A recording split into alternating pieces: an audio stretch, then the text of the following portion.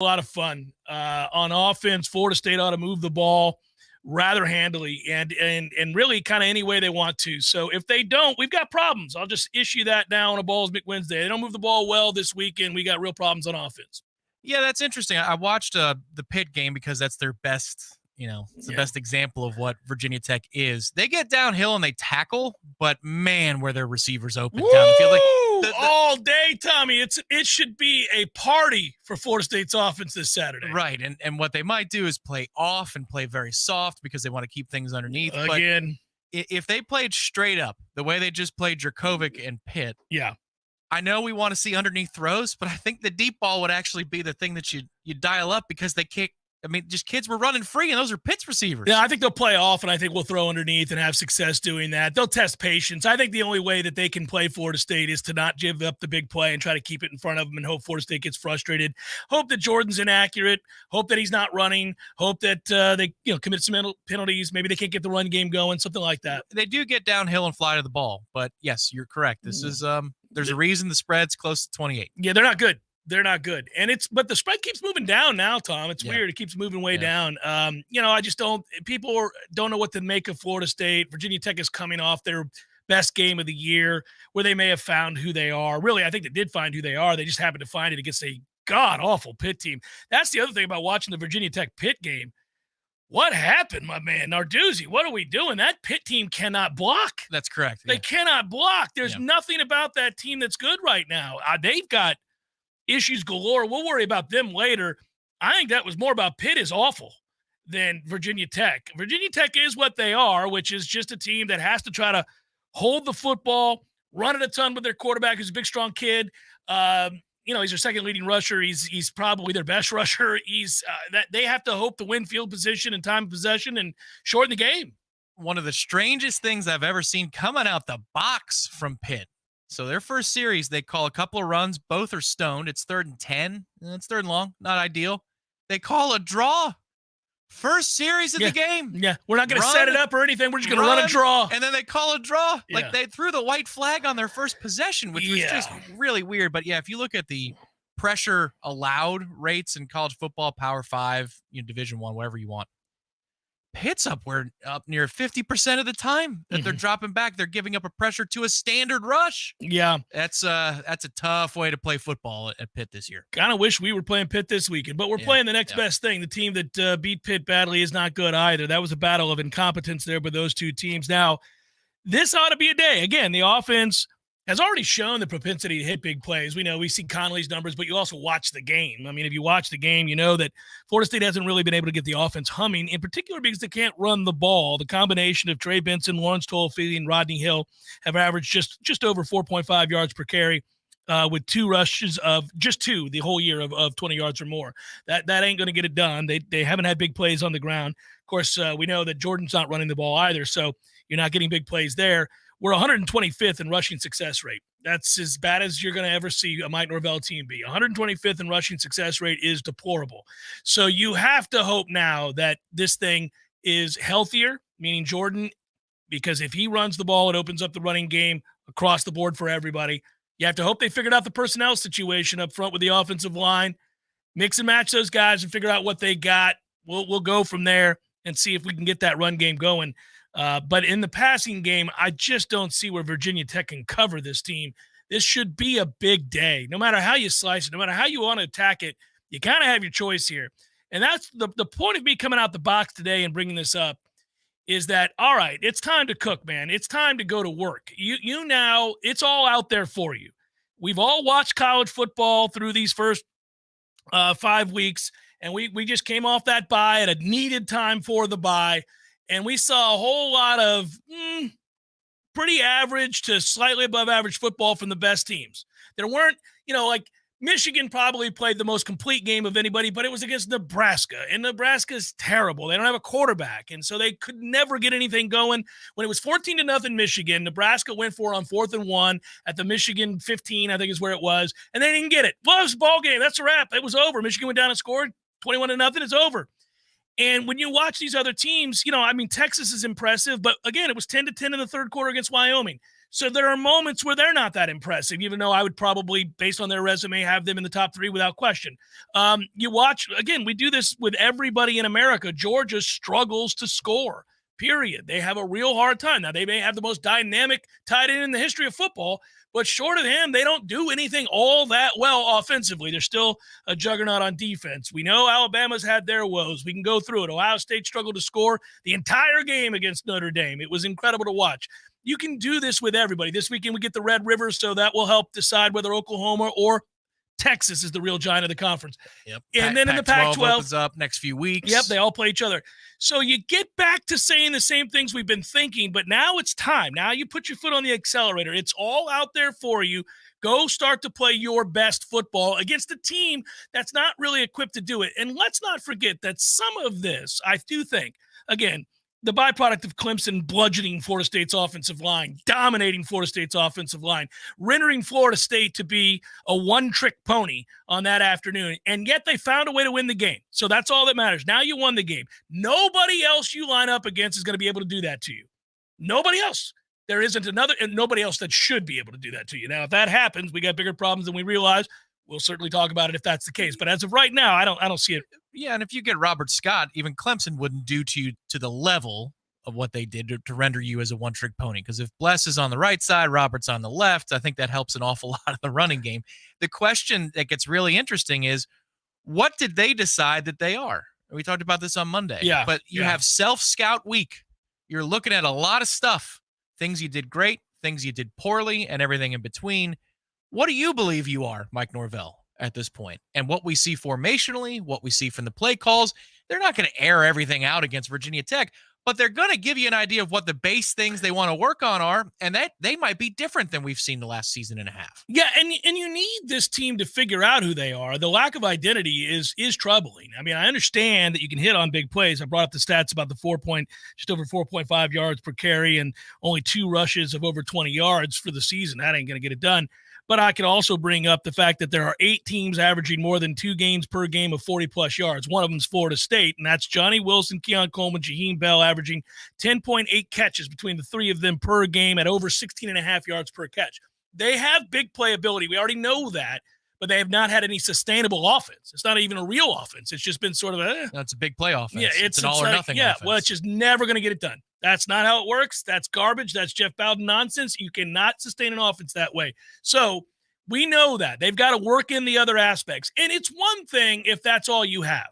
If you really only have 2 guys and a quarterback that you kind of like who throws the deep ball or something, you might say, it's kind of what we have to be, guys. We don't really have anything else. Nonsense. They got lots of other stuff. They got guys they're not utilizing. They've got running backs that haven't been able to get going yet. The offensive line has been wildly inconsistent. They got tight ends for days. They got a lot of things. And Jordan, if he's running, is an entirely different quarterback than the guy who's sitting back in the pocket, refusing to run and not throwing accurately downfield. So the window now for them to improve greatly marries with this weekend and the next game, because those 2 teams are not teams that are going to shut down an offense with any kind of a balance at all. And Florida State could really look entirely different at the end of 2 weeks. When I come on here, let's say Balls Big Wednesday, not this upcoming week, but the following week, we may be talking about 2 games in which Florida State dropped 40-plus points, moved the ball with consistency, put together drives, not big plays, but drives. We may be talking about a very different set of data points than what we've seen up to this point. It's been a really weird year. Been a really weird year so far. Yeah, and that's not crazy to believe or envision. And a talking point 2 weeks from now would be, all right, you've done that against some patsies. Right. Here comes Duke. And Duke is smart, and they play, and you're going to have to beat them with discipline, and you're going to have to beat them with balance. And you could probably still score 28 to 30 points even if you don't achieve those things. But let's see you take that next step. But in order to be able to take that next step, we got to take this first one.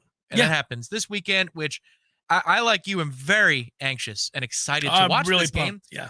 Because a lot of times in a spot like this, like even last year, that roadie at Syracuse, let's use that example. We might have been worried about Schrader at quarterback, but for the offense, we were going to do fine. You knew we were going to do fine. Yeah, you weren't worried about it in any way. The Georgia Tech game, I wasn't worried about the Florida State offense when we hosted Georgia Tech last year. We were going to be okay.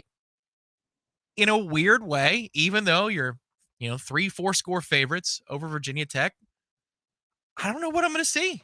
I think it's going to be good, but I don't know what I'm going to see. And that is weird against a team like Virginia Tech. Well, and when you say you don't know what you're going to see, you mean it quite literally. You don't know what they're going to choose to be. Yes, I don't know what formations. I don't know the run-pass splits. That's the more intriguing conversation, because if they're not good, whatever they choose to be, we have problems at that point. And I'm going to scream it from the mountaintops, because you had a bye week to get right. This team is not good.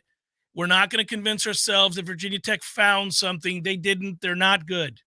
There's all kinds of evidence to this end.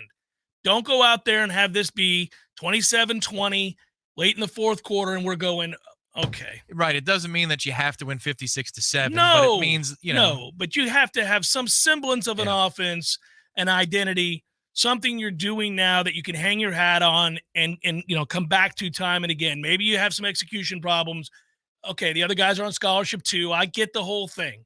But this has to be something more than what we've been relegated to. You go back, it's not just the last game. Everybody wants to say that's Clemson. That's true.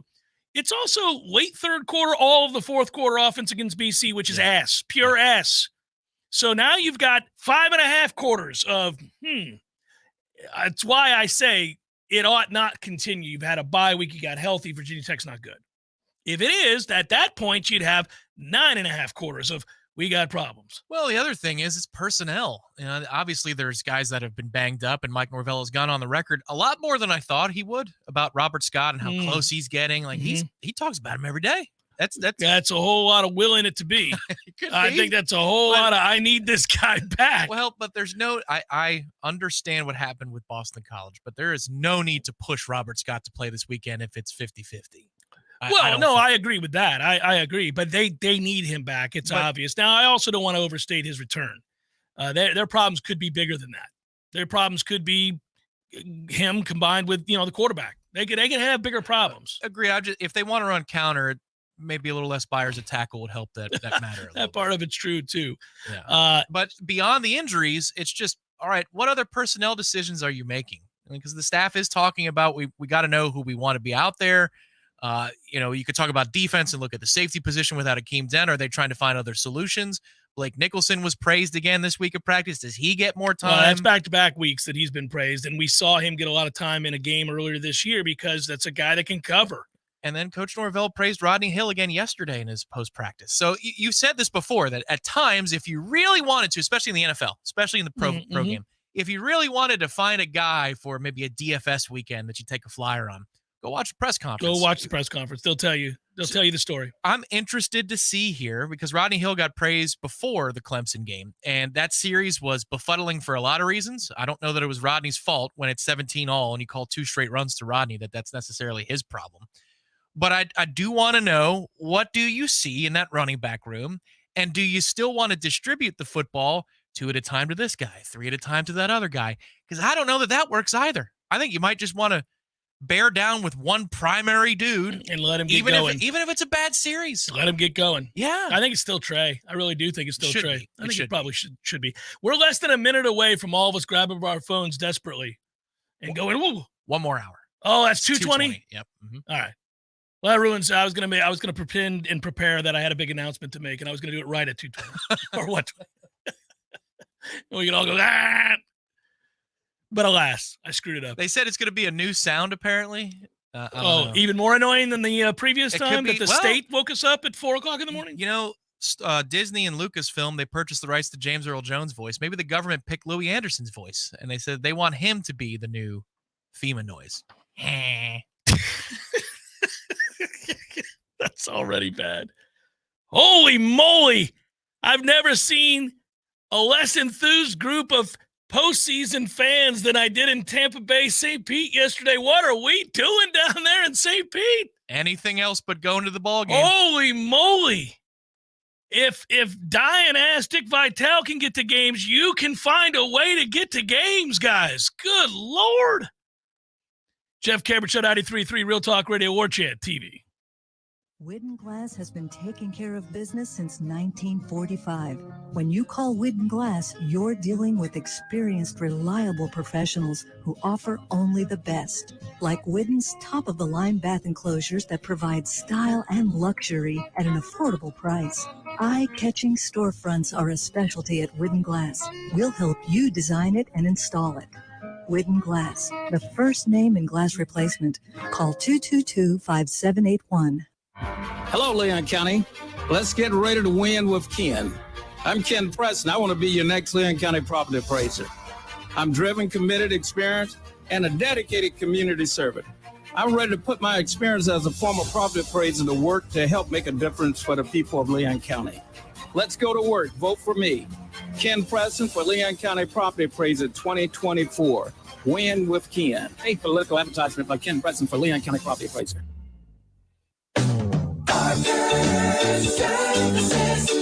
Just a call away. 222-7722. AC and electric is what we do.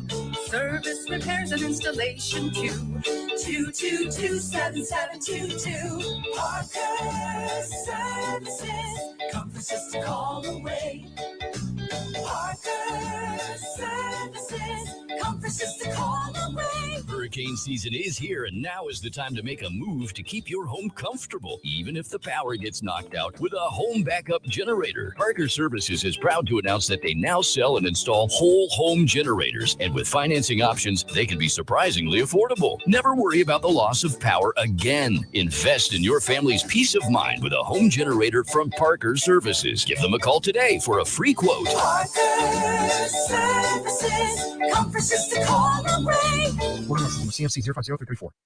Someone who thought texting was a better idea than stopping for a traffic light slams into your rear bumper. Now your back is injured and you've got to be at work and rehab, all without a car. I'm Dana Brooks of Basic Brooks Law Offices, and we hear stories like this every day. You shouldn't pay for someone else's mistake. Call us at 850-777-7777 and we'll make sure you come back stronger.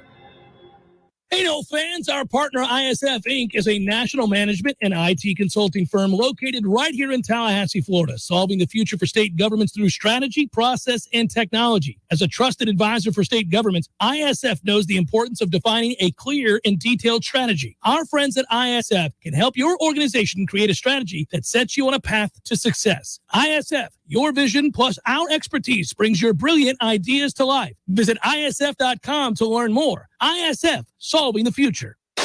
Let me tell you what T-Spark stands for. It stands for strength, commitment, teamwork, and heart. We don't ever quit until we've got nothing left to give. Our team is unstoppable. Want a guaranteed win? Call T-Spark Enterprises for your next roofing or construction project. We conquer all peaks. TSparkConstruction.com. License number CCC 1331204. We all want more energy, more strength, more results. Well, welcome to Orange Theory Fitness as you take a step towards feeling more alive today. Backed by science, Orange Theory's heart rate monitored workout is scientifically designed to keep heart rates in a target zone, spiking metabolism and increasing energy. Orange Theory Fitness is a one-of-a-kind group personal training workout resulting in more energy, visible toning, and extra calorie burn for up to 36 hours. Experience a more vibrant life today with Orange Theory Fitness. To find out more, go to orangetheoryfitness.com. Welcome back to the Jeff Cameron Show, sponsored by Legendary Home Loans, a mortgage experience designed around speed, simplicity, and customer service. Before you buy your next home, contact our friend Shannon Young with Legendary Home Loans. Visit FSUHomeLoans.com.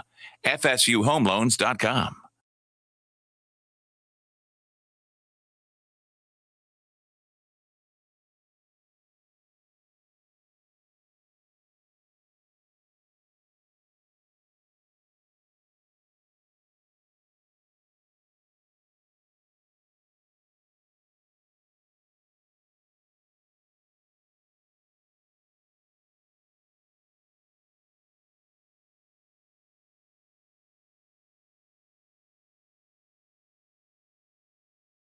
To go for the pregame show on Saturday. Once again, look forward to it. In fact, it's going to be great. Hopefully, if you're coming to the game, you'll make your way out to Hotel Indigo. Come find us on the top shelf. I like these 3:30 windows for the way the weather hits up at the 7th floor of Hotel Indigo. 12:30 to 2:30 show. Yeah, it's nice. Nice little breeze going. They've got all the accoutrement if you want an ice cold beverage, full bar, register sausage. Usually they got burgers upstairs, but they have a full smoker downstairs too, which is pretty cool. So you can grab food there. Come on up. Clean bathrooms, college football on the TV. Perfect. It's a good setup, man. So we'll be there at 12:30 doing the show. 12 is when the doors open for those of you driving around, and it's a good time. So I look forward to it. Should be good weather on Saturday for us. And then those games that I'm referencing in the noon slate, Red River being the biggest of the bunch. And, by the way, the history of that rivalry is kind of nuts in terms of the scores. I wondered what they would set that line at this week, the over-under at 60.5. I kind of wondered just because, they've had some outlandish scores. What was last year, 49-0 Texas? It was crazy, wasn't it? Yeah. That was one of the weirdest games ever. But I was, Venables has got it turned around a little bit. It should be a better game. That was a mess last year. But I'm trying to think, what did I have? I saw the number. That one feels like it could be a shootout, just like it used to be called. Yeah. I wasn't terribly impressed with Texas' defensive performance against Kansas and Bean.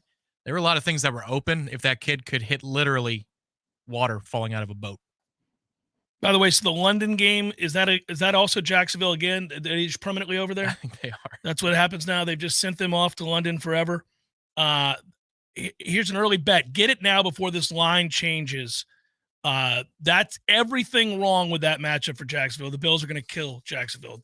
Jump on that and give the points, and enjoy your Buffalo cruise to victory. This should be very easy. I normally wait till Redemption Thursday, but that's a game, and then I've got a few others already.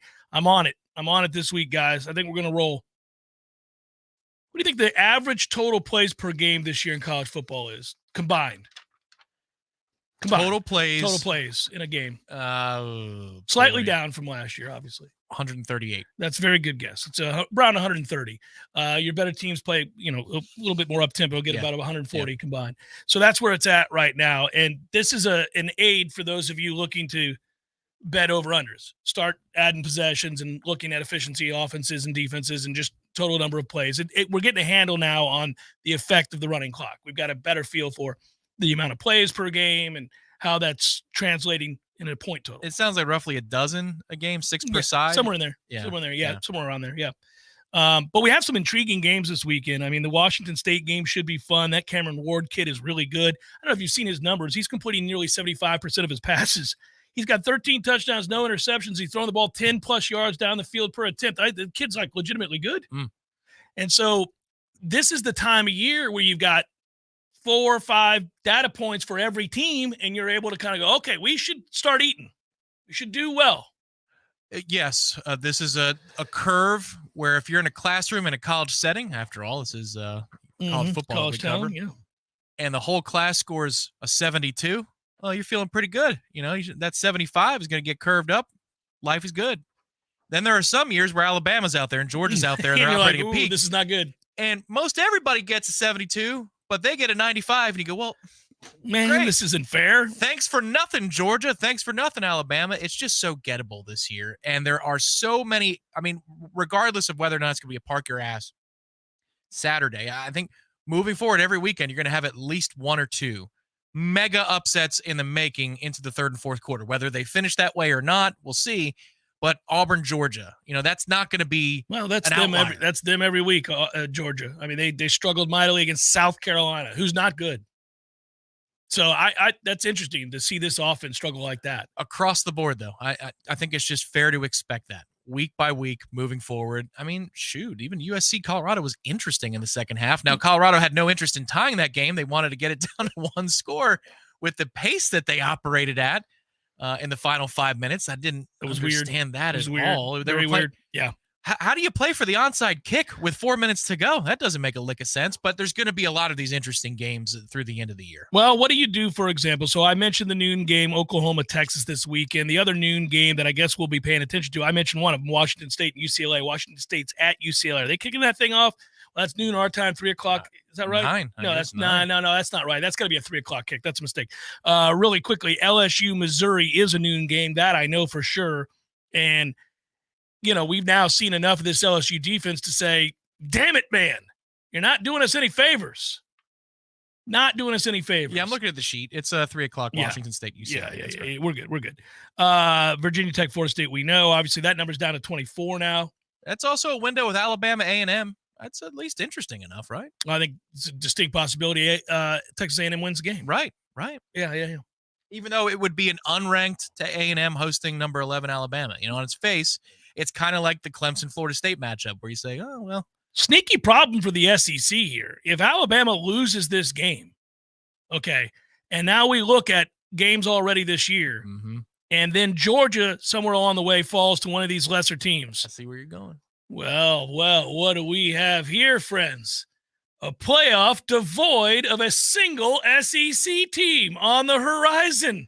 What a great day. What a great day in America. Well, unless Kentucky's playing for their right to the playoff in Atlanta, just I guess 8 weeks from now. I guess, but that's another one. That's 7 o'clock. I'll be watching intently. That's Georgia, Kentucky. Now, I don't know how Kentucky's going to score. I don't. But it could be. Are we looking at 6-3? Could be 16-13 fourth quarter. Please let that be 16-3. This is a sneaky park your ass Saturday. They all are now. Well, Notre Dame's at Louisville. Yep. And we kind of need Notre Dame to win the game. Louisville didn't play anybody else. Well, and Louisville, but still, that doesn't help or hurt their ACC championship game aspirations because it's not conference matchup. Yes, but I'm saying I don't need them to be undefeated and in the way of the teams that are being chosen that have played much better schedule. Unless we're there and undefeated, then they can absolutely run interference for us. Well, I don't know. If they're undefeated by that time, I don't know. That's actually a little disconcerting. But yeah, it's a perfect spot for them, given that Notre Dame's played 2 emotional, close finishes, and Louisville's just been chugging along. Secretly, I got to tell you, I'm juiced for this Fresno State-Wyoming game. Fresno State's top 25, undefeated. Everybody's in love with Fresno State. I've won some money off of Fresno State, but Wyoming, really, really good at home. They uglify the game. Should be a fun game. I'm catching points, baby. Here we go. That's not very surprising to anybody who knows you, anybody who's been around the Warchant TV chat for a half minute of their podcast feed. That Fresno, Wyoming piques your interest is unsurprising. What a late night contest we got there. That's 8 o'clock. It takes you smoothly into the Oregon State Cal game at 10. We only get so many of these, Tom. We only get so many of these games. You can only have so many wagers out there to juice things up over a weekend, and you got ample opportunity in this one. I know that you were already going to watch the Oregon State Cal game, even though it's not a good football game. But it might be a good Cal's secondary is good. Go ahead. The weather around midnight on Saturday into Sunday. It's all turning in our favor, baby. It's going to be brisk. You know what? So I get this crosswind in my house where if I have where the grill is, where the pit is for my grill on the back, that back deck on the left side of the Florida room, I open that door up. I let that whisk through that room right there because that's got the 86-incher. So you let that wind come through there. It actually kisses off the television too. Beautifully. Yeah. Kind of takes the warmth from the television with the cool breeze. Yes. Like, so nice of you. And then I open up on the other side where the other deck is, and you open that door. Next thing you know, you're sitting at midnight with a frosty beverage in your hand. Ooh, I got to put a jacket on. It's getting a little nippy out here. We're in a tie ball game in the third quarter. I'm going to be up late tonight, hon. Go ahead and go to bed. It's good times. Meanwhile, the neighbor on the left side, the pastor. Yeah, he gets to hear it all. Well, he also gets to see the brightness of the screen through the open door, and he hears it. Hon, can you put on the white noise machine? It's Saturday night. Jeff's got the football on. What he hears in the background is, somebody tackle that son of a bitch, is what he hears because it's tied at 10 and I'm laying 3. Well, it's like I need the ball back, Tom. It's Kramer's apartment with the red light outside. You hear the hum, and then you just have all this light. You got to get the blackout curtains. He's all right. I think his bedroom's on the other side. It's okay. He did hear something interesting not long ago. Last weekend, in fact, I was grilling, and I yelled in twice for my oldest to get something for me that I needed, and the third time is the frustrated GD bomb. Yeah, you knew that's coming, right? You can count it down, right? And then I'm like, ooh, he's out there. Damn it. Didn't know. Remember, son, Dad gets to break the commandments in this house, not you. Oh, it's the Jeff Cameron Show, 93.3 Real Talk Radio and Warchant TV. Your local news now. The Tallahassee Police Department announced Tuesday that a second arrest was made in connection to the shooting of an officer in home invasion that took place on Sandpiper Street September 25th. Raheem Sanders, 26 years old, was located and arrested in Alachua County by TPD Monday with assistance from the United States Marshal Service. Investigation revealed that Sanders was a second suspect that entered the home in the 2300 block of Sandpiper Street, along with John Darius Wright. A responding officer interrupted the targeted home invasion robbery in progress and was shot by Wright before Wright and Sanders both fled the scene. The officer sustained serious injuries, and Police Chief Lawrence Norvell said in a press release that the injured officer has been in good spirits, surrounded by family, friends, and co-workers. He has undergone several surgeries and is now in stable condition. The investigation remains ongoing, and additional arrests could be forthcoming. This is Rachel Anay with your Real Talk 93.3 Local News Update, brought to you by Macklemore Systems, Tallahassee's go-to Mac store. Check them out online at MacklemoreSystems.com.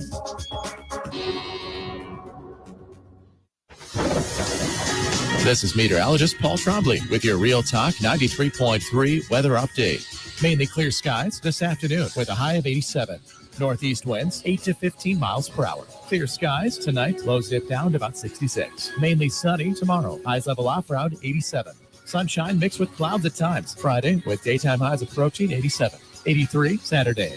This report is brought to you by the Lawn Johns. For all your landscaping and lawn care needs, visit thelawnjohns.com. Right now, 86. Barry knows cool. He's keeping you comfortable. Barry knows cool. You can put him to the test. This is Tyler from Bear No Heating and Air. Now you can schedule an appointment or pay your bill from your mobile device. Any day, anytime, anywhere. Save big time in the new year and get $1,200 off select new units. Online at BaranoAC.com. Keeping you comfortable.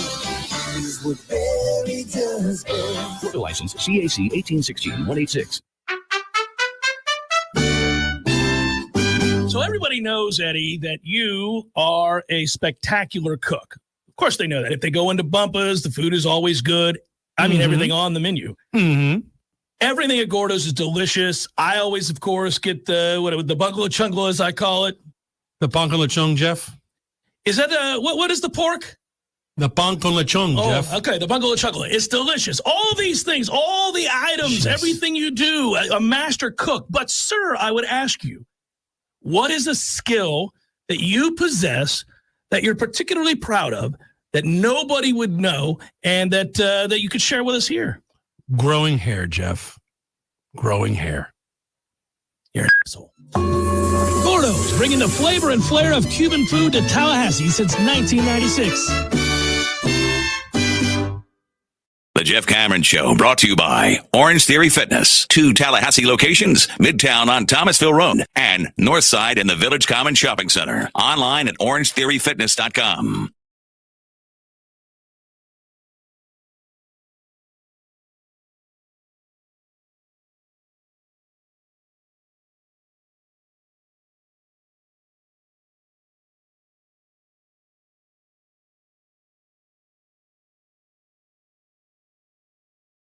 Guys, ask away. Should be fun. Come on in. 7 o'clock.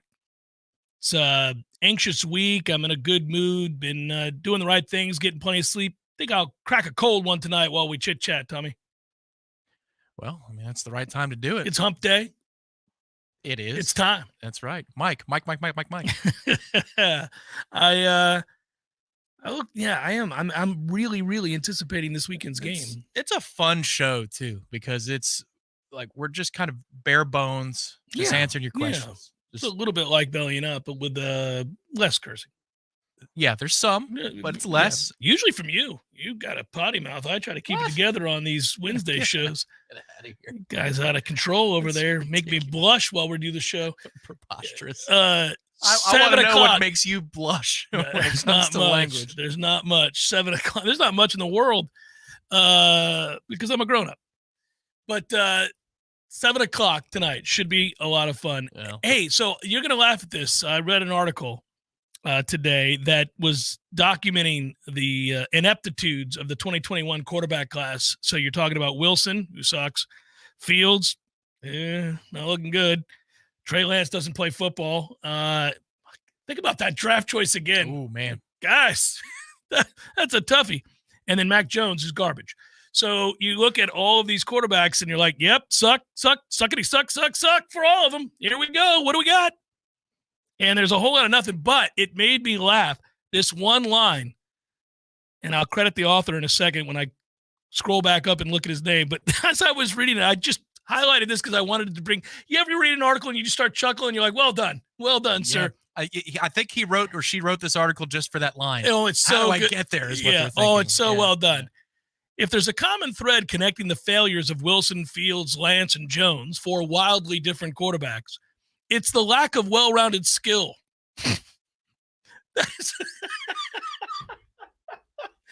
Right off the bat, that line is a winner. I'm like, you win. That is really, really good. Jones has the passing acumen but lacks talent. Wilson has plenty of talent but is incapable of properly harnessing it or reading a defense. Fields is one of the NFL's most explosive playmakers with the ball in his hands, but he can't execute a normal drop-back pass. Lance's size and athleticism weren't enough to make up for his many deficiencies as a passer, and his unfortunate injury history now comes into play. Whew. Lay waste. Just excoriate. Just... Imagine the 4 of them sitting there in a room having to read that about themselves, like, actors and actresses and famous people reading tweets about themselves. Just like, good God, man. And they pivot over to the 5th person and they say, Jared Goff, I thought you were going to be a part of this article. And I know you're not part of that class at all. But okay, man. You know who is part of that class? And he wins by default because we're still waiting on greatness. It's Trevor Lawrence. Yeah. And he's part of that class. He's got a playoff win. He got off to the roughest start, but that's because Urban Meyer is a clown and was running a freak show. Interesting division. Not good again, but an interesting division.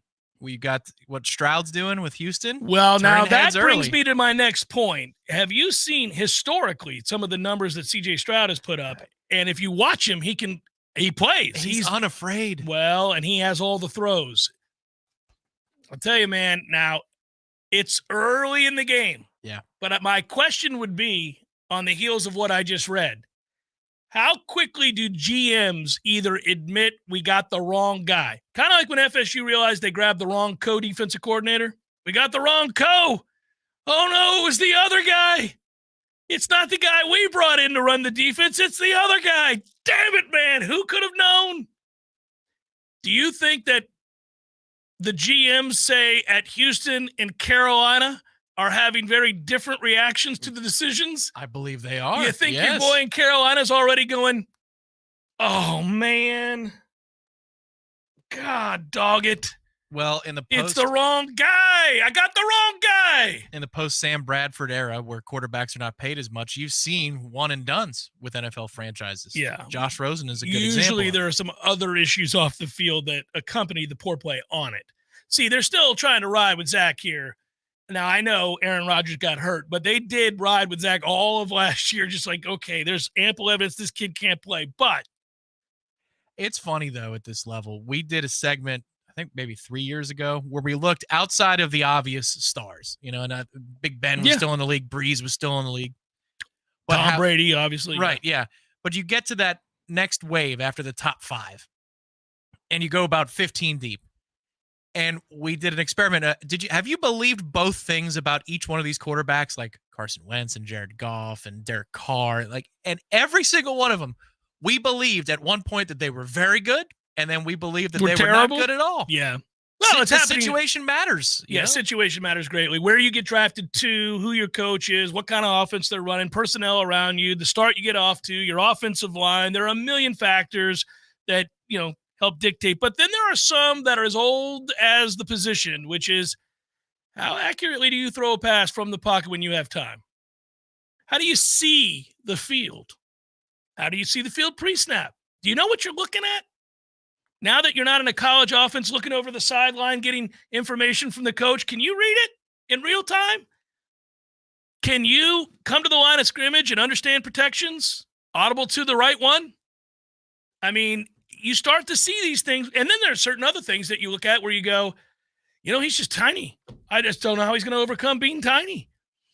Sometimes people do. Or he gets drafted and there's no offensive line to speak of. You're in 3rd and long every drive. Good luck. Well, a good example is happening in Tampa right now. Look, Baker's playing well. There's just no getting around that.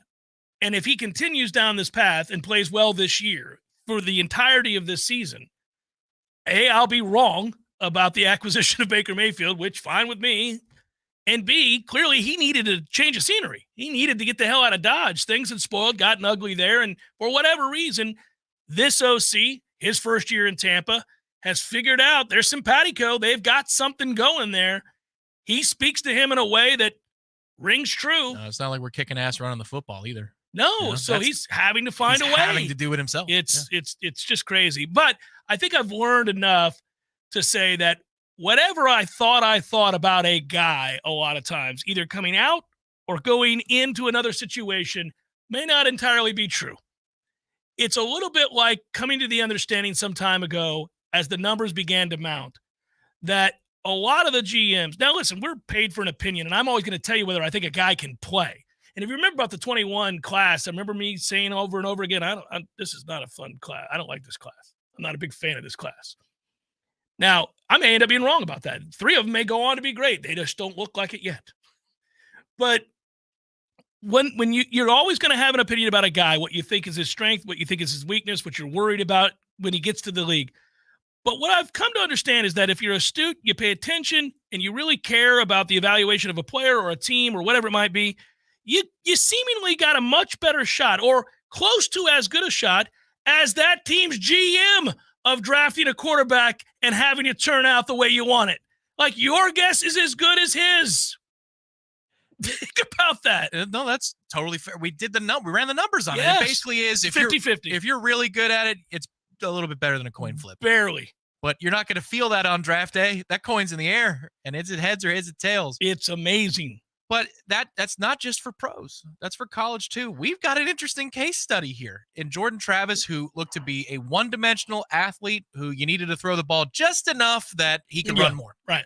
And then it's flipped completely on its head in 2 years. This is a guy who doesn't want to run as much, has the weapons to throw to the outside, but now we want to see the bridge in the middle a little bit. The pendulum has gone from one extreme to the other with the same player in the course of 3 years. That is unheard of. Well, it's really weird to watch Jordan's season so far. Now, I got to believe, again, because we had the overwhelming evidence from a year ago, that he is a different quarterback than he's shown so far this year, and I think that's the byproduct of injury. He's not read it as well. He's not thrown it as accurately. He's not been a better decision maker this year than he was last. So I need that to be something that improves as well in these next set of games, of 3 or 4 games, where things seem to be certainly overwhelming in Florida State's favor. See, the one thing I'd say, and you could dock him from the NFL perspective if you want for this, but I think people will. You're saying that if he runs the ball effectively, he's a better quarterback. I think so. Well, how about if we run the ball effectively? Yeah. I mean, that changes. But I'm not sure that's opening up until he runs the ball. Yeah. I think it's going to start with him. That's what the next couple of weeks is about. Yeah. Does it have to be Jordan that leads the way with the rushing attack, or can you do it independent of him in a way that resembles what you did last year? Because if that's the case, then, I mean, you could run. Well, yeah, that changes things. All that RPO stuff with over the middle is going to be wide open. Has to be. But right now, you don't have to honor it. This Saturday, buddy. Let's see what it is. Now, they may not want to run him this Saturday. Maybe he's not all the way back to full health. And if that's the case and you think you can win the game without doing it, which you should be able to do, then fine, it's don't. Not advisable, yeah. But, I mean, I don't know. I could just add to that pocket of frustration we all feel if this thing still looks convoluted and clunky and you can't win first downs and you just beat people because you have more talent. That's going to get annoying. It's already annoying. I love being 4-0. I just want them to play up to their capability, which is I think they are fully capable of. It's why I am so eager for the game on Saturday, because I think it's going to be the beginning or the start of something significant, something enjoyable to watch. It's the Boston College issue. It's not the Clemson issue. It's the clunkiness in the second half. You said it in the open that you got about 5.5 quarters now of what the hell is this? Can we get something going? Because they were on a crazy roll, and especially in that second quarter of Boston College. You go on a 28-3 or 28-0 run, whatever it was. But now that you're facing another defense that will give it up if you're willing to take what they're willing to give you. Come on, man. Yeah. Can you wipe that taste out of your mouth? Because if you do that, then you can look back and say, all right, there was a flu bug, And then Clemson's defense is as good as they're going to see all year long. Other than that, we're going to be fine. That I believe to be 100% true, by the way. I think of all the things that we posit and we throw out there to try to come up with a reason that this is going well or poorly or both, the number one thing that I think we can all agree on, you, me, all the analysts at Warchant, anybody that's gone to practice, anybody that watches this team and has a discernful eye, Clemson's defense is for real. Yeah, man. Really effing good, and it's going to be all year long. They got good players at every spot on that defense. And there were 3 or 4 critical plays in last week's game. And that is a game that, as good as Clemson's defense is, it comes down to 8 big plays, one way or the other, that help decide the game. And when they're allowed to clutch and grab in a couple of those key moments, well, no, that's what I'm saying. It shrinks the margin even more. It shrinks it even more, especially when you're one-dimensional. Yeah, that's the other part of it. I'm going to take the other side of it. When you're one-dimensional, then it really hurts. I'm just saying, Jaheim Bell's bicep doesn't get tugged and we take the lead in the second half. I don't know that we look back from that moment forward. But it's like anything else. We say in college basketball all the time, which maybe we'll be able to say it at some point this year. But if you're down 12 and you go on a run, but you can't get to a tie ball game, you can't take the lead. Can't take the lead, yeah. You're going to crash. You're going to run out of gas. And it took everything we had to tie that ball game up, including a defensive score. Yeah, typically it's true. It's frustrating. Jeff Cameron Show, 93.3 Real Talk Radio and Warchant TV. Want a Zaxby's Big Zax snack meal for free? With free fingers, free fries, free Zax sauce, even free Texas toast? All you have to do is download the Zaxby's app. Did you download it yet? Woo, saucy! Zaxby's. The leaves are starting to fall, the temperatures will start to fall, and the prices are falling right now at Pinch A Penny Pools and Spas. Incredible dealer discounts up to $5,000 are available on all hot spring spas, the industry leader in hot tubs and spas. If you've never experienced the sensation and relaxation of having your own hot tub in your backyard on a cool evening, you're truly missing out. The cold months are coming, and now's the time to set yourself up for the best winter season you've ever had. Plus, you'll gain the added health benefits of reduced stress, relief of sore muscles, and better sleep. You'll feel so relaxed after a nice soak in your new hot spring spa. You'll experience some of the best sleep of your life. Head over to Pinch A Penny Pools and Spas on Greer Road and check out their huge showroom packed with the best selection of hot tubs and spas available. And ask about getting up to $5,000 in discounts, low interest financing, and a free accessory to make your hot tub dreams come true. If you're ready to relax, Pinch A Penny Pools and Spas is ready to show you how. This is Jamie McClenny of Trek Financial, co-host of Cover Your Assets here on Real Talk 93.3. Since 3 of the largest bank failures in U.S. history last March, the S&P 500 is up over 10% as D.C. politicians added an additional $1.5 trillion in spending after raising the debt ceiling. This rally has been extremely narrow as a handful of mega-cap stocks are responsible for over 70% of the gain on the S&P 500 year-to-date. The yield on the 10-year Treasury has been below the 3-month rate for over 200 trading days, the longest streak in 6 decades. As one economist quipped, ignore these signals at your own risk. Managing downside risk is one of the biggest challenges that you will face in retirement. But a clearly defined risk management protocol can help to mitigate large drawdowns in your retirement nest egg. If you're concerned about where all of this might be headed, give me a call at 850-900-5200 and schedule an office visit to discover the risk in your current portfolio. Investment advisory services offered through Trek Financial, LLC, an SEC-registered investment advisor. There's fun to be had every night at the Corner Pocket. Take-home prizes on Trivia Tuesdays and Beer Bingo Thursdays. And kickstart your weekend with Martini Fridays. Plus, happy hour runs every weekday and game day specials every time the Noles take the field. Watch all the best games at the Corner Pocket's Vegas wall, featuring 560 inches of flat-screen TV heaven. Oh, really? The best food, the best drinks, and the best place to watch all the games. Tallahassee loves the Corner Pocket. Your next chance to splash into some cash with Swain Pools and Spas to win $1,000 is coming up at 2 p.m. Listen out for the keyword, and all you got to do is text the keyword for a chance to win $1,000. The Jeff Cameron Show is a production of the Warchant.com Multimedia Network. Check out Warchant.com today for the latest news inside Florida State athletics. That's Warchant.com. Now, back to Jeff on Real Talk 93.3.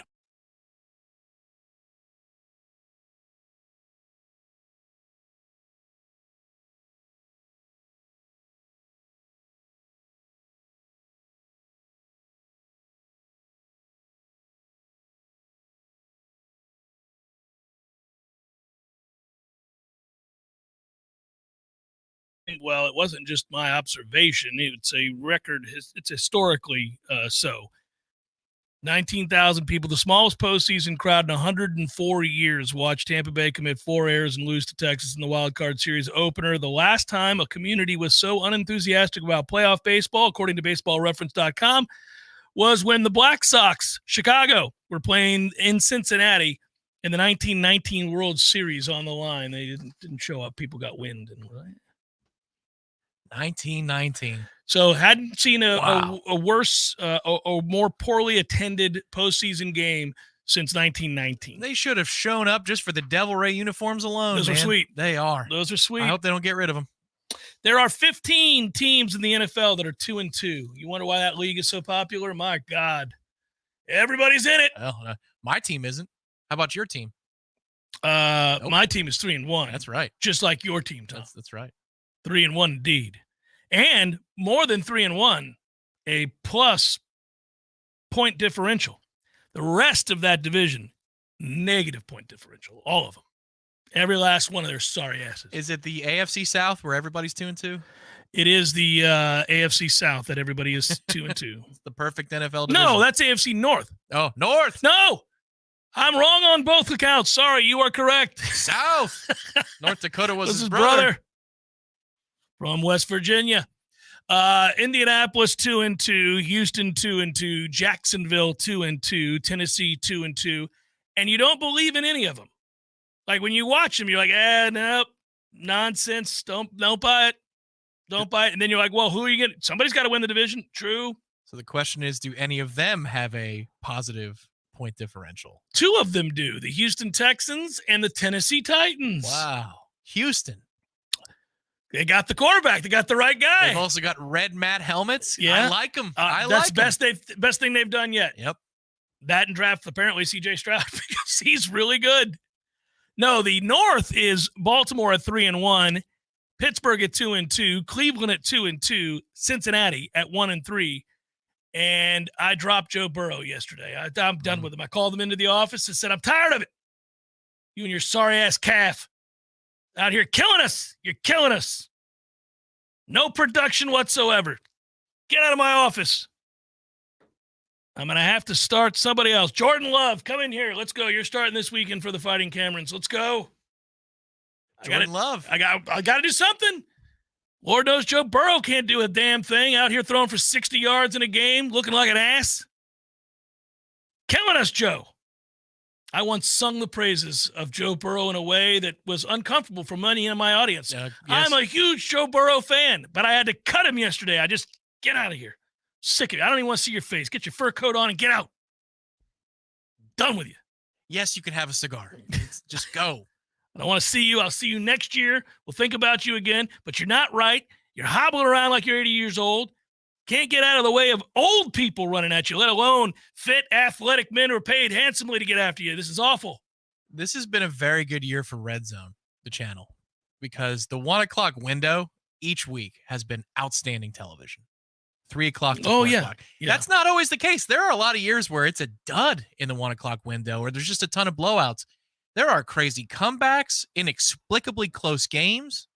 Red Zone has been where it's at this year. Some years I agree with you. You don't get to tell the story of the game, but you never get to tell the story if you watch Red Zone, but sometimes it's fun to engage in football that way, which is different. It's a very different way of watching football. It's not a real way of understanding what a team is or is not. No, but look, save for their efficiency in the Red Zone. Are you going to are you going to invest in any of the teams in the AFC South? I don't care to watch them start to finish. But I do know that they're going to have a tight last 2 minutes of the game. And we're going to see what happens. I'm starting to enjoy watching the Houston Texans, and that is a sentence that I never thought I would utter in the entirety of my life. I like watching that dude play. They're kind of fun. And once again, if you bet on the NFL, which I do, then you have to watch everybody, Tom. Hour number 2 forthcoming. Stay with.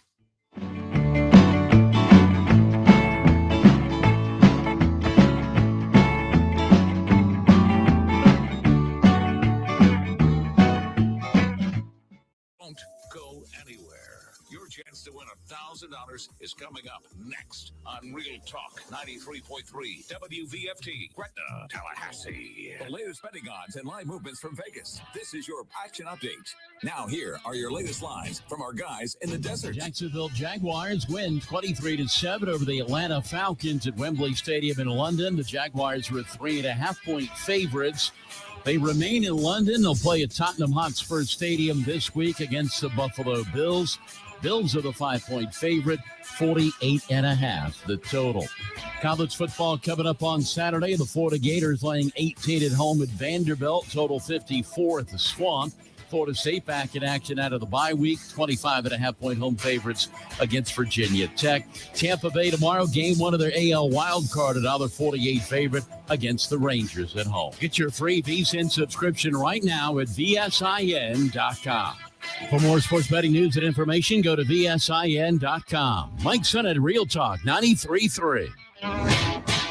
Yo, J Balvin here. Verizon just hooked me up with a new iPhone 15 Pro with titanium. How can you get one? By switching to my plan at the Verizon store, get the amazing new iPhone 15 Pro on them. When you trade in any iPhone, any model, any condition, guaranteed. And listen to my new song, Dientes, on your way to get the new iPhone 15 Pro. Don't miss out. Switch to my plan from Verizon today. It's your Verizon. $999.99, 128 GB only. Device payment purchase with full retail purchase with new smartphone line and unlimited ultimate plan required. Less $1,000 trade-in or promo credit applied over 36 months. Promo credit ends if eligibility requirements are no longer met. 0% APR. Join Macy's and Hispanic Federation to support student growth and mentoring during Hispanic Heritage Month. Now through October 15th, help empower students to grow into leaders when you donate online to Hispanic Federation or round up your Macy's store purchase up to 99 cents and donate the extra change. Give back today, shop Latino and Hispanic-owned brands, and find out how we're creating brighter futures for all at Macy's.com/purpose. Honey, I just got a text from Dave. He wants us to come over for a barbecue. What's our excuse for not going? Oh, no need for an excuse anymore because Dave got a new grill from Hearth and Patio. Oh, thank goodness. Dave, we will be happy to join y'all this weekend, and congrats on the new grill from Hearth and Patio. My wife said she would bring potato salad. Hearth and Patio invites you to elevate your grilling game this year with one of their amazing grills from Fire Magic, Royal Master, or Blaze Grills. Call them today, 850-727-4282. That's 850-727-4282, or visit them online at hearthpatiotallahassee.com. Hearth and Patio, making barbecues great in the Sunshine State. Honey, Dave said no raisins in the potato salad this time. Call them today, 850-727-4282. That's 850-727-4282, or visit them online at hearthpatiotallahassee.com.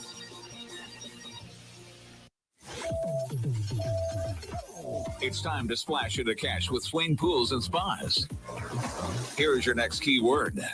Cash. C-A-S-H. Cash. C-A-S-H. Cash. Text that keyword now to 508-777-1000. That's 508-777-1000 for your chance to win $1,000. Sponsored by Swain Pools and Spas. We all want more energy, more strength, more results. Well, welcome to Orange Theory Fitness as you take a step towards feeling more alive today. Backed by science, Orange Theory's heart rate monitored workout is scientifically designed to keep heart rates in a target zone, spiking metabolism and increasing energy. Orange Theory Fitness is a one-of-a-kind group personal training workout resulting in more energy, visible toning, and extra calorie burn for up to 36 hours. Experience a more vibrant life today with Orange Theory Fitness. To find out more, go to orangetheoryfitness.com.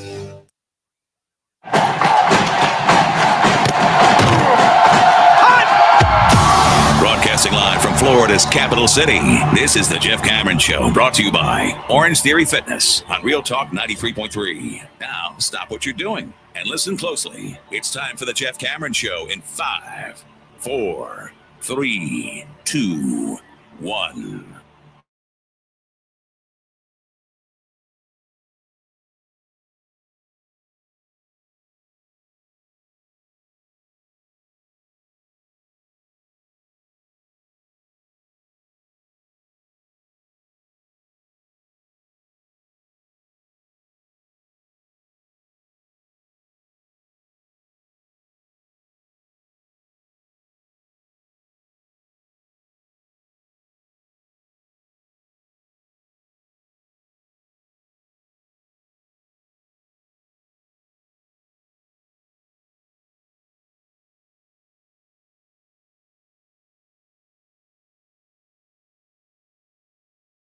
TV. I hope to see all of you that are in the chat currently in the chat later this evening.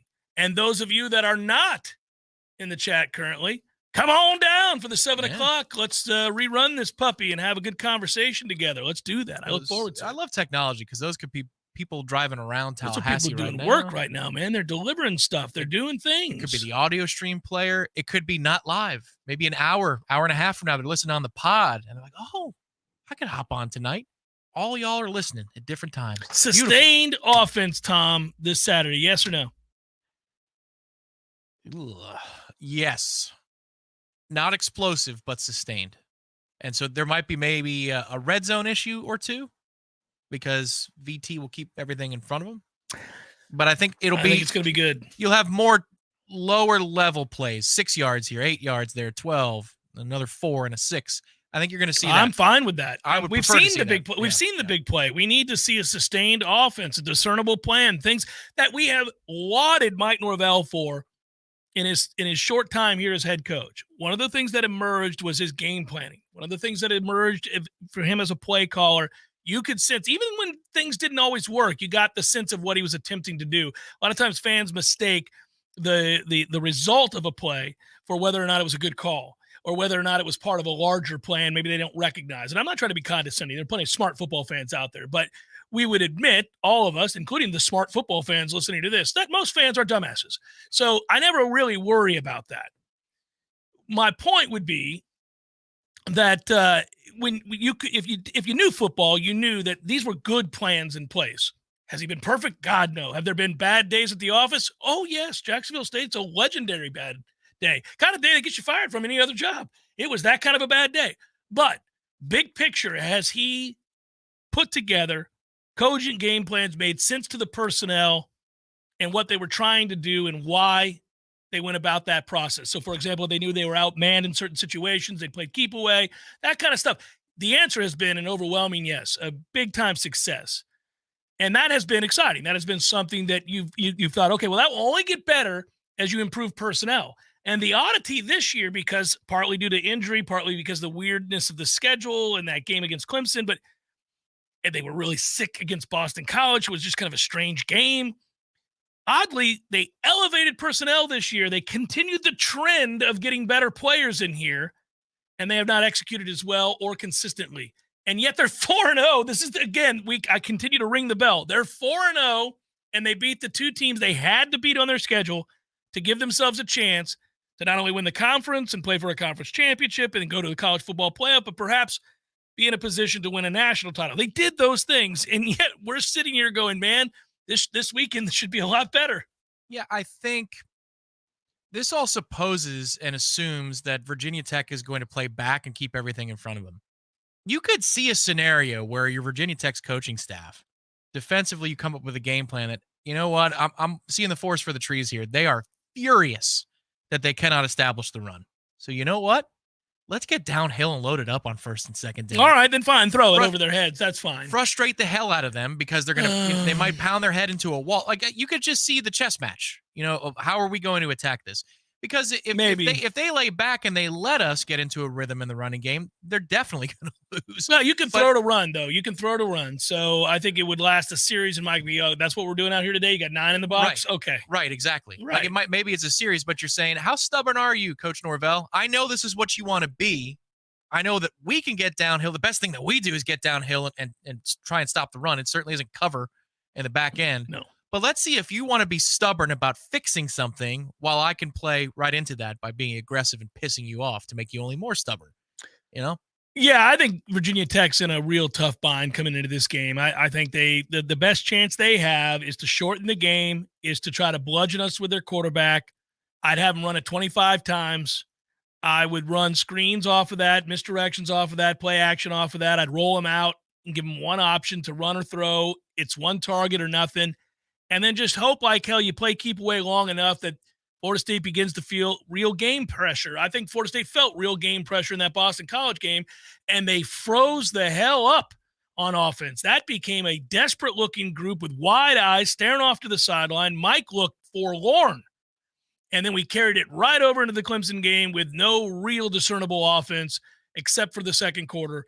And that's why we sit here today wondering what's next. But I think what's next is a little bit easier to figure out here. I think Florida State's healthier than they were a couple weeks ago. I think obviously they've had time to work on the problems that we're documenting now. I think that they can incorporate some other aspects of this personnel that they haven't properly utilized.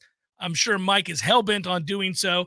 I also think defensively they've kind of figured out who they have to be. And I think they got to be very aggressive, not just blitzing, but in terms of man-to-man coverage in the secondary and pressing up on people. I think they can do that with this group. And they ought to be able to stop the quarterback run. And this guy's not a speedster. So you stop this guy and you get him behind the chains and you make him do something he doesn't want to do, which is throw from the pocket. And I think you got a chance to blow this team out. What are you willing to live with defensively? I'll give up a big play. Okay. I'm completely willing to give up a big play if we play aggressive. I've said it since before the first game. This is not new. Speed everybody up. It increases possessions for our offense, which I figured would be better than it's been, and I still figure it's going to be better than it's been. So I'm fine with it. Give the ball back to Jordan. Give the ball back to Keon Coleman. Give the ball back to Johnny Wilson. Give the ball back to Mike Norvell and Alex Hadkins. Give the ball back to Jaheim Bell. Give the ball back to Kyle Morlock. Give the ball back to all these weapons, and let's see if we can get in a rhythm using those guys that are better than your guys. And if that means that I take some chances on defense in order to try to force turnovers or get you well behind the chains and force more 3-and-outs, then that's what I'm willing to do. All the while I understand that there may occasionally be a fantastical bust in which you don't get home, a guy buys a little too much time, and somebody's streaking wide open. That's not the same defensively as 2 years ago where one hand didn't know what the other hand was doing and the defense was not coordinated. And that's why I had lengthy discussions about I've got 2 fingers to my eyes, 2 fingers back to you, because the defense is not coordinated. The defense has very much been coordinated now. They just don't always execute. They have struggled, I think, especially when they lay back. They still can't, and it's something that's going to drive me nuts, and I'll talk about it in the offseason. They still can't properly play zone. And that sucks, and it's bothersome. But you have something you can do about it, and you have personnel that allows you to do something about it, which is stay out of it, not 100% of the time. I'm not saying you're all this or all that, but you can be a little bit more of this and a little bit less that, and I think that's what this defense has to be. I agree. I think that's what you want to give up. The more plays you have on offense, the better. The easiest way to lose a game that you should not is if the opposition has the ball for 35 or 36 Correct. minutes. And now each possession matters. Yes. Greatly. Yes, the best defense that any opponent that's outgunned, and I don't know that there are many left on our schedule that can go toe-to-toe possession for possession, but the best defense they can play is holding on to the football. And Virginia Tech will do that if they can. I think they'll go for it in 4th and shorts if they can, if they get to that point in the series of the downs because their quarterback is large. But I love this test. This is the perfect follow-up test for Boston College. They're not exactly the same. This quarterback, you're right, is slower. He's stronger. He's a big, strong dude, yeah. But when you talk about responsibilities, doing your own job and nobody else's job, this is a perfect test. They are so multiple in their formations, Virginia Tech.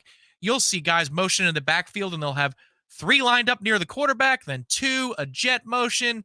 They'll have little flare pitch outs, and then that'll be faked later in the game with the quarterback keeping it, and there's kind of a triple option look. This is a nightmare when it comes to sorting out whose responsibilities are whose if you're not minding your P's and Q's and you're not locked in. So I love this test. It can show that you've learned from the Boston College issue. It's not about Castellanos and his running ability, but we had a couple of times in 3rd and 10s where linebackers are leaving their responsibility. If they stay where they were, they're in the right position to make the play, and that's what they're supposed to do. Instead, they'll vacate, double cover a kid who was never supposed to be double covered, and here is the Red Sea parting for Castellanos to break off a 3rd and 10 run that cripples you, and the time of possession now rolls on even more. This Virginia Tech offense is multiple enough to trick you with misdirection that if your eyes are somewhere where they shouldn't be, just like Boston College, you're going to be made to look foolish. Yeah, if it happens, Tom, it's okay to be really angry. It's okay to be really angry on Monday because it didn't confuse Purdue, it didn't confuse Rutgers, and it didn't confuse Marshall. Well, yes. The other problem is their offensive line isn't very good. So I was just going to say, what is it you say you do here? Right. If all of a sudden we can't figure it out, but Purdue, Rutgers, and Marshall did. But here's back to the original question. What are you willing to live with? Because they might call a misdirection play perfectly into the teeth of where a blitz is coming from and somebody's wide open. That's just going to happen. That's the nature of the beast. Willing to do it. So you cannot be mad about that. But you can be mad about sustained success for an offense that hasn't had it. Right. Save for the game against Pitt, and Pitt is terrible. Yeah, the easiest two ways to look at this when you're watching a replay or watching live is a safety, for example, getting downhill and willing to make a decision and trigger and make a play. We've been timid in that area, specifically with one of our safeties. That's got to improve. And the other is He's had a rough go. When you get the sense that the linebackers are guessing, and they're just choosing, and they're saying, I don't know why I'm here, but I'm going this way. And that happened on a couple of third downs in this game against Boston College. This is just, the Clemson game was never going to fix the issues of Boston College. This is your first chance to do so against Virginia Tech. Hopefully they get it done. Really quickly, just so people know, because I understand that if you're only casually observing college football, it sounds weird to hear a host say that Pitt is terrible and say it definitively like it's just disrespectful. And this Pitt is not the Pitt that you've seen. Pitt's beaten Wofford. That's it. That's all, everybody. Pitt just got trounced by this Virginia Tech team, 38-21. Pitt lost to Cincinnati. Pitt lost to West Virginia. Pitt lost to North Carolina. Pitt lost to Virginia Tech. They've lost 4 straight games. They really weren't competitive in all those games. So at the line of scrimmage, anyhow. So they've had a real hard time protecting their quarterback.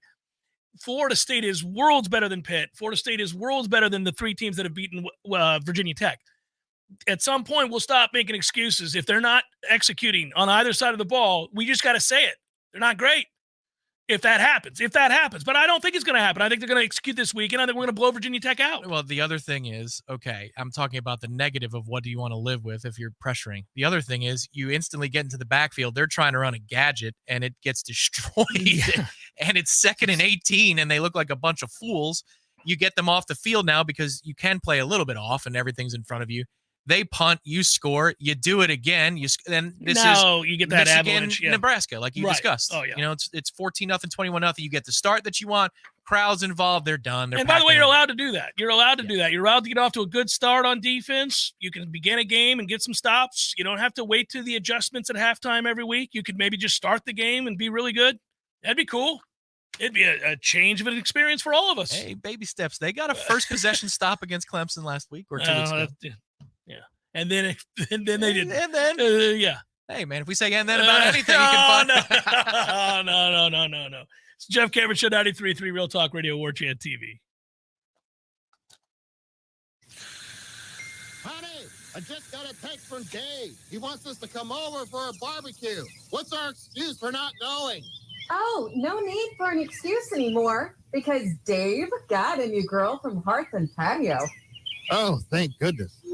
Dave, we will be happy to join y'all this weekend, and congrats on the new grill from Hearth and Patio. My wife said she would bring potato salad. Hearth and Patio invites you to elevate your grilling game this year with one of their amazing grills from Fire Magic, Royal Master, or Blaze Grills. Call them today, 850-727-4282. That's 850-727-4282, or visit them online at hearthpatiotallahassee.com. Hearth and Patio, making barbecues great in the Sunshine State. Honey, Dave said no raisins in the potato salad this time. Call them today, 850-727-4282. That's 850-727-4282, or visit them online at hearthpatiotallahassee.com.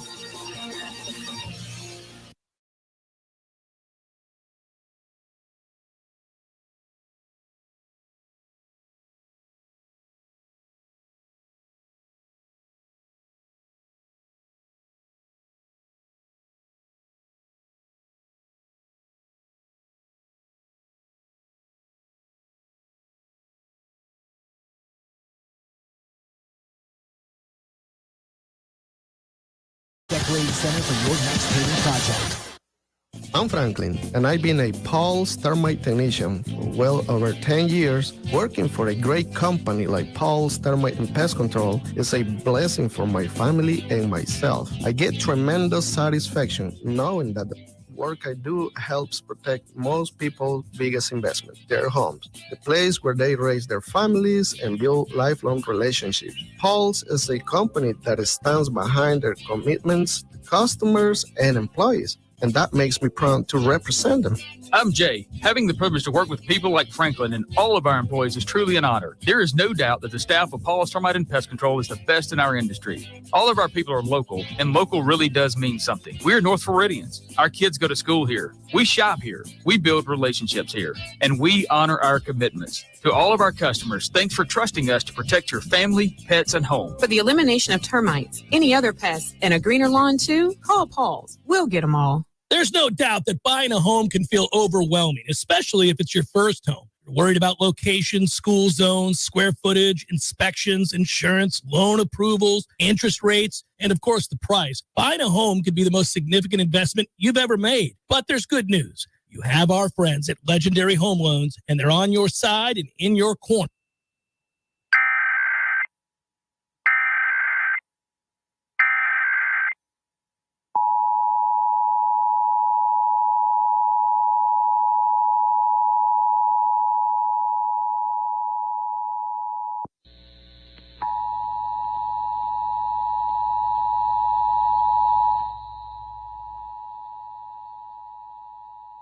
This is a nationwide test of the Emergency Alert System, issued by the Federal Emergency Management Agency, covering the United States from 2:20 to 2:40 p.m. Eastern Time.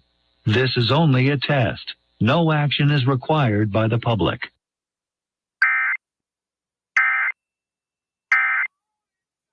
Alarms, portable generator cells, and so much more. With 24/7 emergency service and repair, Weston Trawick will be your calm in the storm. Give them a call at 514-0003.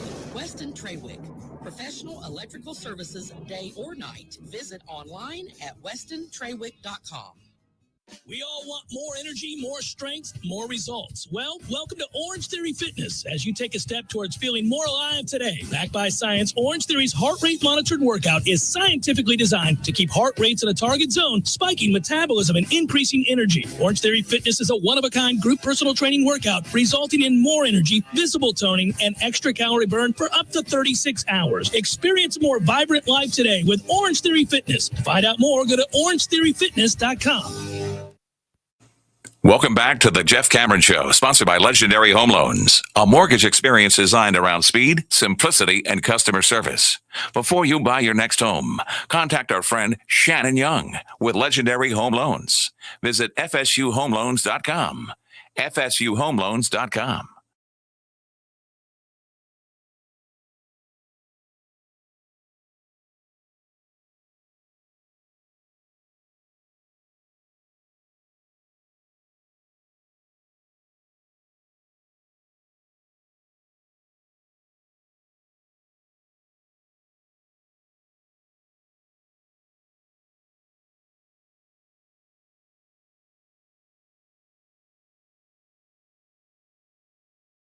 I think that the main talking point today is an awful lot about, is this the kickstart? In a weird way, we're restarting our season. You know, in the NFL, you can do it at the quarter mark, the halfway mark, three-quarter mark. You know, you can go through each and start assessing what a defense is, what an offense is, and all that. College football, fewer games. Sense of urgency is greater in college football because, well, at least now that it's only a 14 playoff, and you happen to be a team that's capable of making it. And this year, I'd say there's 15 to 18 teams capable of making the 14 playoff. That's nuts to say. It almost sounds weird coming out of my mouth. 15 teams or so. But because you are, if you get right, if you get humming, well, think about how much more exciting this is all going to be. Because I think even those that push back on criticism, people that push back on, hey, we're 4-0, why don't you appreciate a road Clemson win more, etc. They know deep down this team's not playing great. They're happy that they're 4-0, and they want that to be the focus. Okay, I got you. I'm really happy they're 4-0, and it's so much more fun to cover a team right now that is 4-0 and whose margin for error is so much greater that they could play poorly and beat a good team like Clemson on the road, snap a losing streak, find the resiliency and the toughness, the testicular fortitude to reach back and get stops when you have to have it. Those guys make you proud. But they can be so much better, and it's a little bit like parenting. You're kind of watching this thing and massaging this thing and guiding this thing and trying to keep it between the rails, but you're saying to yourself, I'm doing this because I know you come out the other side of this, you're going to be great. I just got to get you there. I got to get you there. Don't stumble along the way before you have that opportunity to be great because you make bad choices. Let's figure out how to get this thing going. And this feels like it's going to start Saturday. I guess there's a small percentage chance that it doesn't, in which case we're having a different conversation on Monday, one that might involve a lot of frustration and questions, maybe not even frustrations, maybe not even admonishments, just more about questions. Why? What's happened? What's going on? Because what it does, if, for example, this is 16-16 with 7 minutes to play, what that does is now open the door for all kinds of noise in the system, as coaches like to talk about, right? They love to bring this up.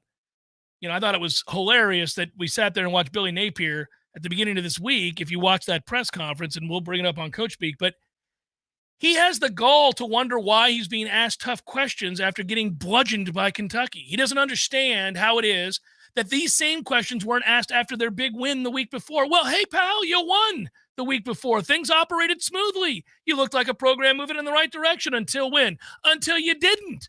Until you got blown out by Kentucky. Until you looked like you didn't belong on the field with Kentucky. What do you think that elicits?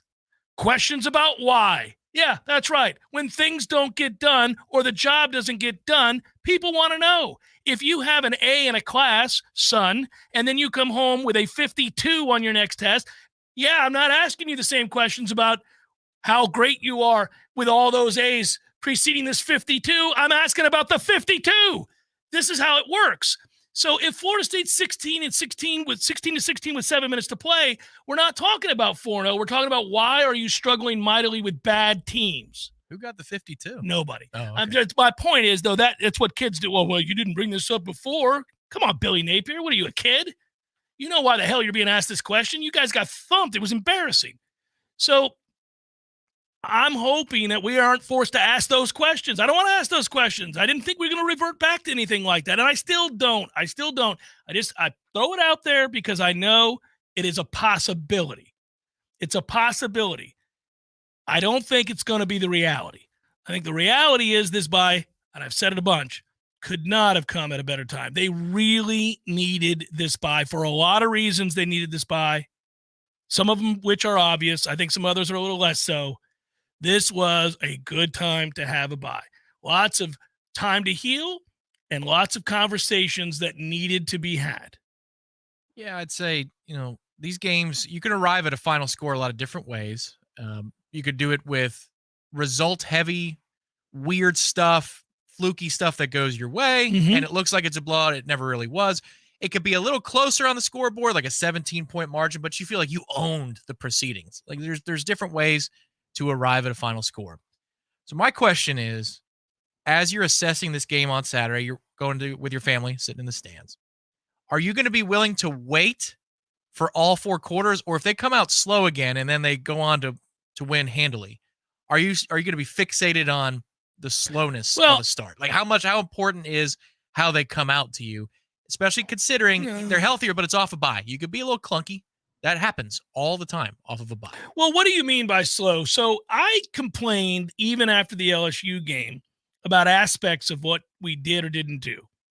And I said, I think it's interesting and encouraging that we blew LSU out in a game where we did not play well for the entirety of the first half. They gave up 300 yards of offense to LSU in the first half. By no measure is that good. It's not. It's just not. What was good was that they, in spite of that, only gave up 17 points and bowed up down on the goal line. It's a good indicator of some toughness, and it showcased the ability to get stops in crucial situations, especially in tight areas where we haven't always been good offensively or defensively down in the red zone. So I got excited about that, but I was still critical of the other aspects of it. Then the second half happened, and Florida State gave up a grand total of 7 points in the second half. And really, I wouldn't even count that 7 points because that 7 points came when third stringers were in the game and you'd already blown LSU out in the second half and dominated in every facet of the game in that second half. So we were willing to take a step back, but we didn't totally ignore the inefficiencies and the problems on defense in the first half. Then we saw the Southern Miss game, which I thought really was a weird game and not a lot you could take from it, except for we were still inefficient on first down. And I mentioned that they kind of got away with things because they were so much better than Southern Miss. And now we see Southern Miss's ass. I mean, go look at the way that's the Cheeks team right there. So when you watched us in that game, you're like, man, we're kind of just running around. This is like not a real offense at all. This is just kind of like Jordan just make that guy miss and run around for a few seconds. Like, this is terrible. It's Johnny Manziel stuff. I hated it. I didn't like it, but they were so much better. And what are you going to do? Complain about 66 points you lay on somebody? And the defense was great that game. And so you're kind of like, all right, well, I'll applaud the defense. Everybody will see the points and they'll want me to applaud the offense, but the offense was kind of And we went to third down way too often against Southern Miss. Third and long, that yeah. was my complaint, right? All right, and then the BC game. Come on, man. I think everybody at that point is starting to see some problems. And yet you somehow, with 20-something yards rushing, somehow you beat Clemson. And that deserves to be praised. But it doesn't erase these concerns that were growing going into the game. So I'm ready to come out from under that and see something emerge that I think is more in line with the talent and coaching that they have. That's all this is. And I think it's completely fair. I know people get upset about it. I don't care. The point is, let's see what they do here in this game. You're coming off a bye. If you're talking about starting slow, is it because you don't possess the ball and it's kind of a, I don't know, Virginia Tech holds the ball for 7 minutes, kicks a field goal, is up 3-0. You get it. There's a tip pass. You're behind the chains. You punt. Virginia Tech holds the ball for another 6 minutes. Now we're midway through the second quarter and it's 3-3 or something. Okay, that's different. If you look convoluted and, you know, you're lining up illegally and you've got guys, again, making kind of critical errors in situations, whether it's not getting enough depth, whether it's lining up incorrectly, whether it's a false, whatever it might be, then it's a different kind of conversation. And I'm going to begin to wonder why they can't get right. Yeah, so what I would say, I've got a scenario that's kind of like what you described. It's specific. But your first possession, it's no score game, you know, whatever. They could go 3 and out, Virginia Tech or not, doesn't matter. It's a 3-possession quarter. Your first possession, you see an explosive run, 18, 20 yards, something along those lines. Yes. Another run for 6, you get called for a hold. Another run for 7, you have a drop pass, you punt. Okay, right, I'll live with that. But the running game looks to that first drive, you know what? We actually ran the ball. That's very different. Second drive, another couple of good runs. Good pass mixed in there. Somebody's wide open over the middle. Clearly, they were doing some good scouting. But then you fizzle in the red zone and you kick a field goal. So it's third possession. You're now into the second quarter. You've only put 3 on the board, but the running game has looked a little bit cleaner. Like, are you willing in that moment to say, all right, hold the phone, I'm not furious yet? Because that's actually a better start than we've gotten. Right. Yeah, no, I am.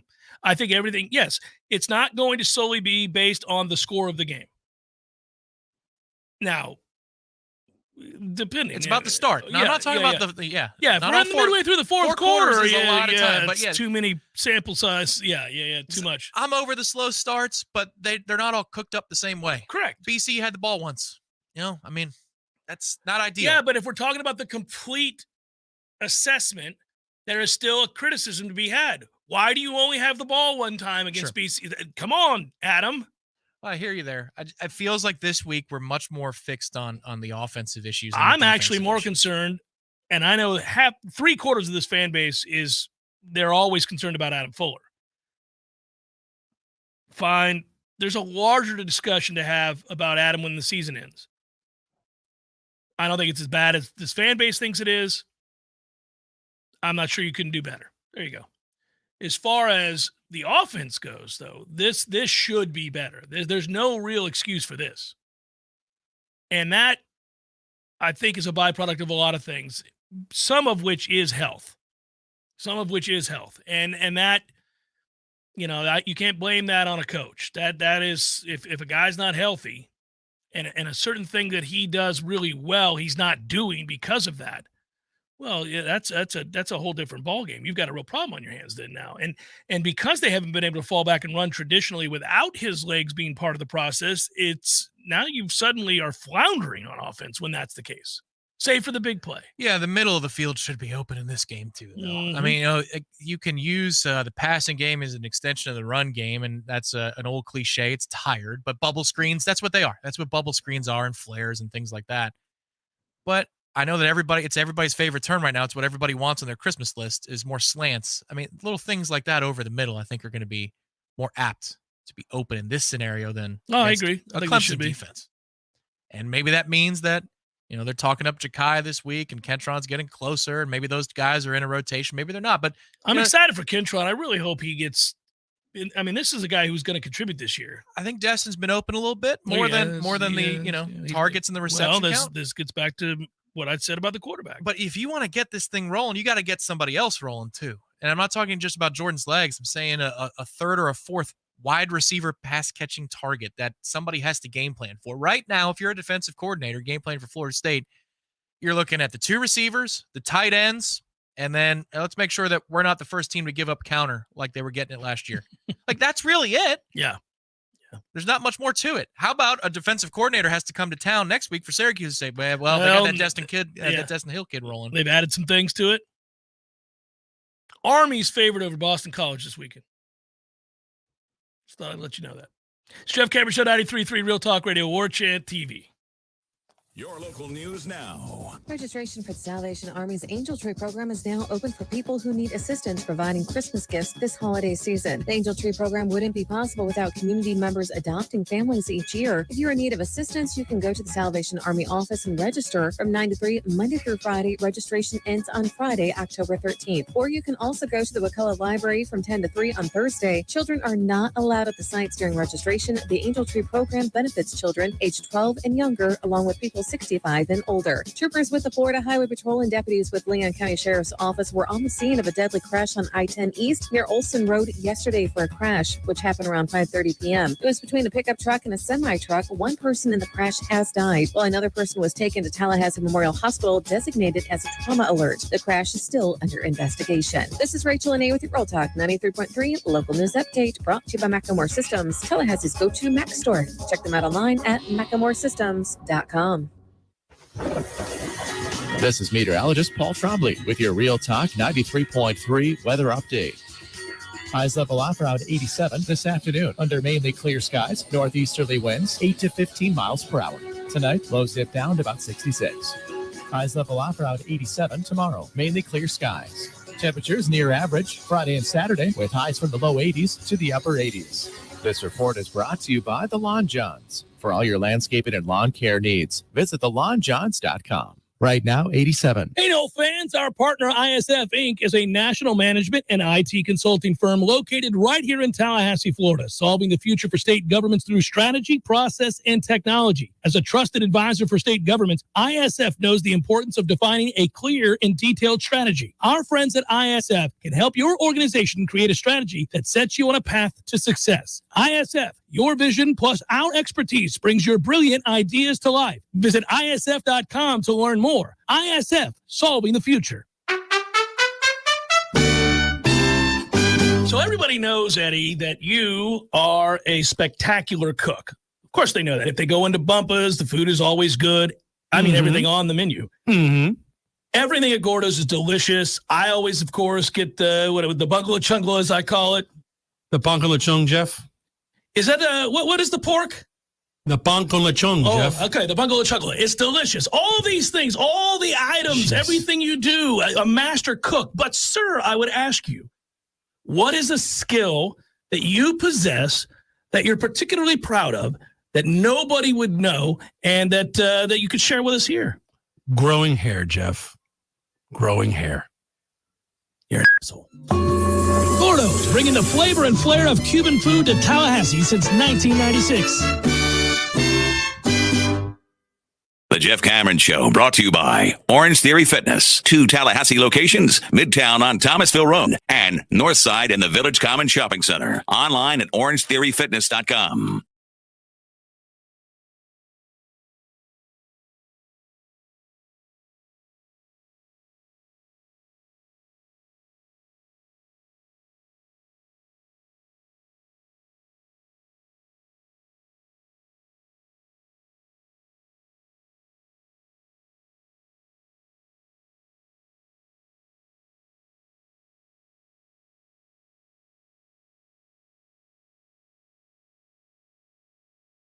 It's 1, 2. Yeah, we got 2 or 3 good ones this week. All right, we're good.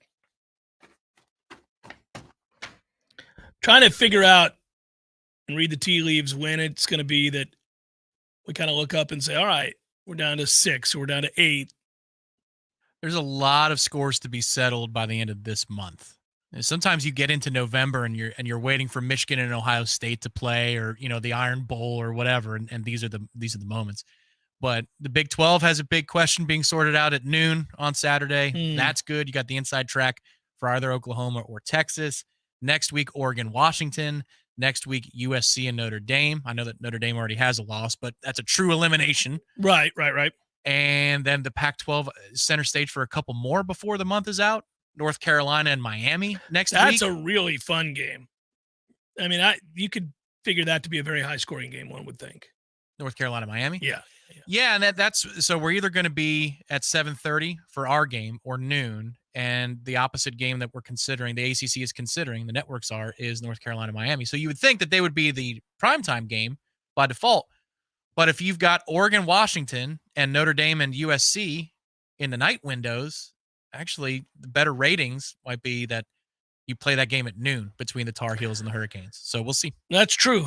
Although I, since surpassing the age of 40, am the opposite of what the kids would like, and that is that I love noon games. Give me every noon game. Give us all noon games, baby. Bring it on home at noon. Let's do it up.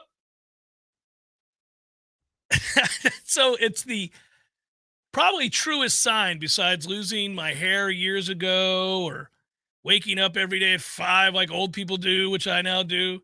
The number one indicator that I'm old is like, no, the earlier we can play these games, the better. Is there a new joint? Let's kick it off at 11. Is there a new joint in your body that pops randomly that never had before? Oh, that's true. That happens. Anybody if you've ever played sports, you're going to have that. And then once you're past the age of 30, you probably have it. I mean, it just happens. I look forward to when my ankle is in the right position that I can pop it. It's a small joy during them. Like, whoop, here we go. Pop up. Yeah. All right. Yeah, I do something similar. My hips pop for no reason all the time. Like I'm just like putting on shoes. Like, oh man, that feels better. I think my hip just snapped back in. My right hip needs to be popped before we play golf, which has been eons since we've done. But before every round, I got to make sure it goes because it'll get stuck. So I got to make sure it pops. So, buddy, there you go. That's what you got to look forward to moving forward, is just random popping, aching joints for no reason. It's great. I have moved to the noons are good kicks. I like the 3:30s though for the home game for the pregame show. Again, like that. Yeah. That setting, that time of day, you're feeling the day begin. Where it's you get a noon kick. We'll be at Hotel Indigo at 10. A little early. Not everybody's in motion yet. Nothing wrong with a mimosa, baby. That's correct. But you can feel that first window beginning as we do the show at 12:30. Like the energy of the day, it's a nice crescendo. I think what happens in truth, and it's less about age for me, although it is a factor, I'm sure. I mean, I just have more energy, before 8 p.m. than any other time of the day. But I would say, as a college football fan, as somebody that loves to look at the big picture and talk about where we sit in it, I get really excited about being able to see the other games and at least getting a glimpse of the 3:30 games and certainly the 7 o'clock and later games. You don't get that when you're playing in the middle of the day or you're playing the later games because we get to the stadium earlier. Yep. If it's the later game, you're missing the back end of the 3 o'clock games altogether. You barely can enjoy the noon game because you have somewhere to be, and then you're watching your game, and so you're missing all the other late games. So to me, like that noon game, you're out of there. You see all of the 3:30s. You see all of the later games. You get more of the college football that you enjoy. You do. In this case, with this team being as interesting as they are, I was just they could have kicked it off at 8:30 like they did week 1 on the ACC network, or it could have been at 11 in the morning, and it's right smack dab in the middle of the day. Now, I will say this real quick. Sorry. I enjoyed watching a lot of college football last weekend, but I'm ready to watch the Noles. I'm really ready. I'm over watching the other college football. I'm eager to watch the Noles. That's why I was so gung-ho coming in today, was that like we're going to get a lot of questions answered, and I think that's the best part about this game. I think we're going to have a lot of answers to the things that have been plaguing us. And I suspect that it'll be good. But one way or the other, we're going to know. And I really would like to get to the bottom of it. Well, the other part is we've had the opportunity with the Sunday kick to start the season with LSU, and then there was two back-to-back noon kicks.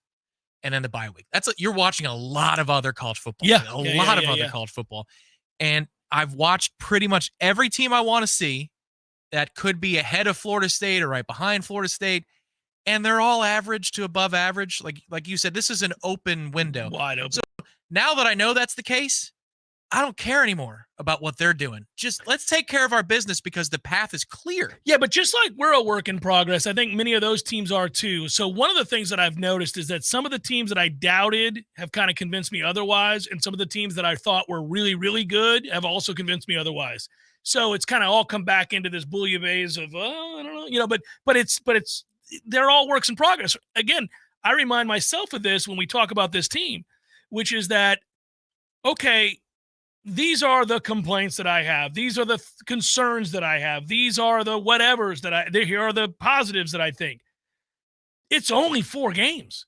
They've got 8 more regular season games. If things work out right, another game after that in the ACC championship, and then it's a 4-team playoff. They've got a lot of football to play, a ton of football to play. And I remind myself the teams get better and worse over the course of time. So a team that comes out the gates gung-ho, dominating, can oftentimes by week 9, week 10 look like they're bogged down for whatever reason. Maybe it's an injury. Maybe it's teams figure it out and adjust week to week. This is what happens. Other teams that kind of start slowly, especially ones that you had high expectations for, might turn around and get it together, might figure out, hey, look, I think we would all agree Alabama's starting to figure some things out about how they have to win.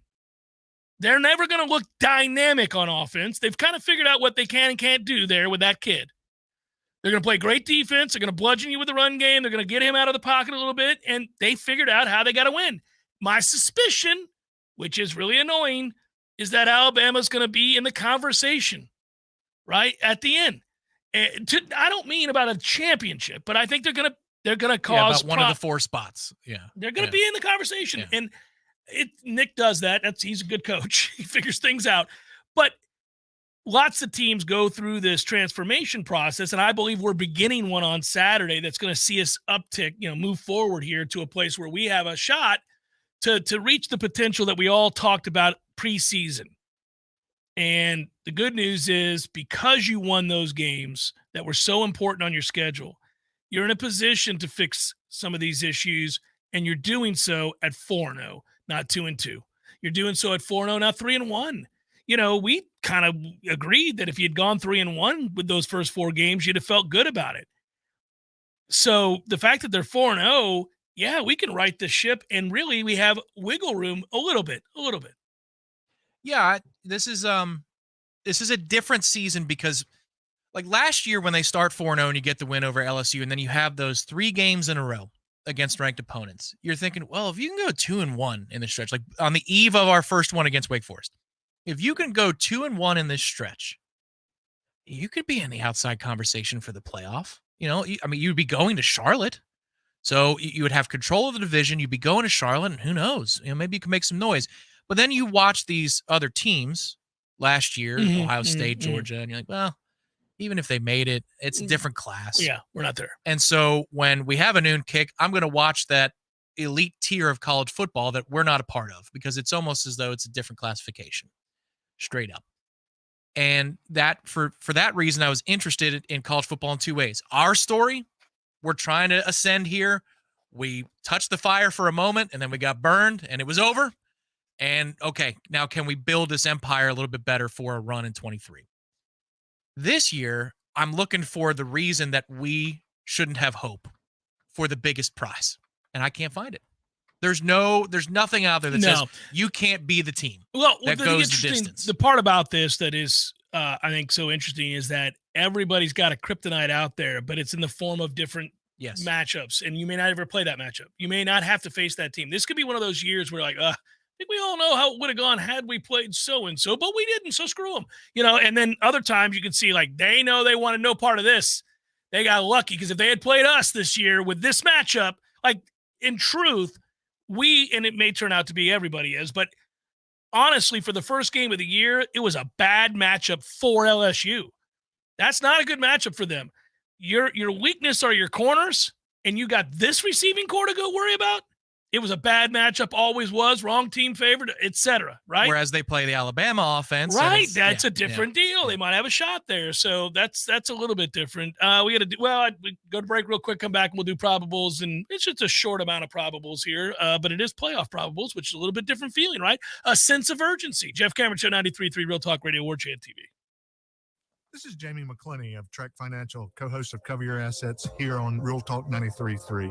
Since 3 of the largest bank failures in U.S. history last March, the S&P 500 is up over 10% as D.C. politicians added an additional $1.5 trillion in spending after raising the debt ceiling. This rally has been extremely narrow as a handful of mega cap stocks are responsible for over 70% of the gain on the S&P 500 year to date. The yield on the 10-year Treasury has been below the 3-month rate for over 200 trading days, the longest streak in 6 decades. As one economist quipped, ignore these signals at your own risk. Managing downside risk is one of the biggest challenges that you will face in retirement, but a clearly defined risk management protocol can help to mitigate large drawdowns in your retirement nest egg. If you're concerned about where all of this might be headed, give me a call at 850-900-5200 and schedule an office visit to discover the risk in your current portfolio. Investment advisory services offered through Trek Financial, LLC, an SEC-registered investment advisor. Someone who thought texting was a better idea than stopping for a traffic light slams into your rear bumper. Now your back is injured and you've got to be at work and rehab all without a car. I'm Jimmy Fasig at Fasig Brooks. We hear stories like this every day. You shouldn't pay for someone else's mistake.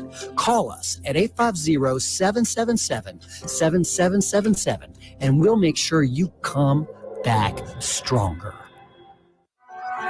The leaves are starting to fall, the temperatures will start to fall, and the prices are falling right now at Pinch A Penny Pools and Spas. Incredible dealer discounts up to $5,000 are available on all hot spring spas, the industry leader in hot tubs and spas. If you've never experienced the sensation and relaxation of having your own hot tub in your backyard on a cool evening, you're truly missing out. The cold months are coming, and now's the time to set yourself up for the best winter season you've ever had. Plus, you'll gain the added health benefits of reduced stress, relief of sore muscles, and better sleep. You'll feel so relaxed after a nice soak in your new hot spring spa. You'll experience some of the best sleep of your life. Head over to Pinch A Penny Pools and Spas on Greer Road and check out their huge showroom packed with the best selection of hot tubs and spas available. And ask about getting up to $5,000 in discounts, low interest financing, and a free accessory to make your hot tub dreams come true. If you're ready to relax, Pinch A Penny Pools and Spas is ready to show you how. When your AC unit decides to give up the ghost, it doesn't always pick the best time. But no matter what time, day or night, or day of the week, you can call E&B Heating and Air Conditioning. We'll be out to bring your AC unit back to life. We've been repairing and replacing heating and air conditioning systems in the North Florida and South Georgia area since 1974. So when your air conditioner stops working, call E&B Heating and Air Conditioning to the rescue. The Jeff Cameron Show is a production of the Warchant.com Multimedia Network. Check out Warchant.com today for the latest news inside Florida State athletics. That's Warchant.com. Now, back to Jeff on Real Talk 93.3.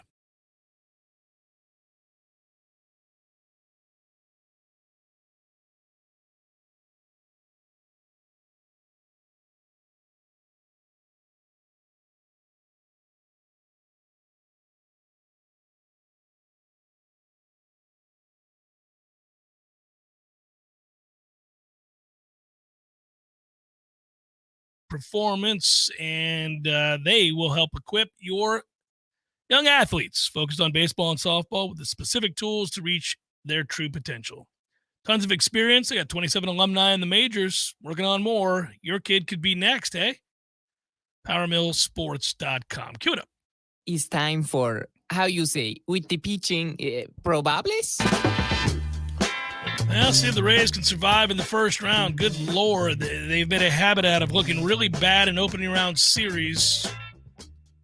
And they're fighting to survive here in about 6 minutes or so. Nathan Eovaldi, former Ray, goes for the Rangers. Zach Eflin going for the Rays. Blue Jays Twins at 4:38. Jose Barrios, Sonny Gray. Now, that was a cool playoff atmosphere yesterday. Whoa, man. Royce Lewis sent that place into a frenzy. Once that ball was out of the yard, you're like, how are the Blue Jays going to win?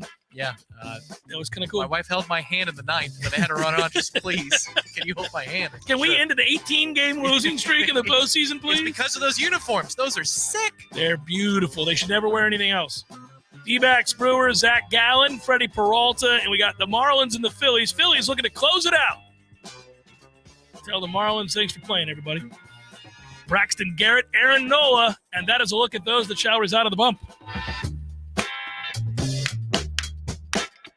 I've got an MLB future question for you. Okay. All right. Over under for wins for Pittsburgh next year. Over the Pirates? Mm-hmm. So we cruised past it's a two-part future, so yeah. Yeah, we cruised past the over this year. Wasn't even much of a contest. All right. 75. 75. On the number. No hook. We're going 75. 75. Okay. Second part. Is that number greater than or less than the amount of Zaxby's we have locally here in Tallahassee? It's fewer than.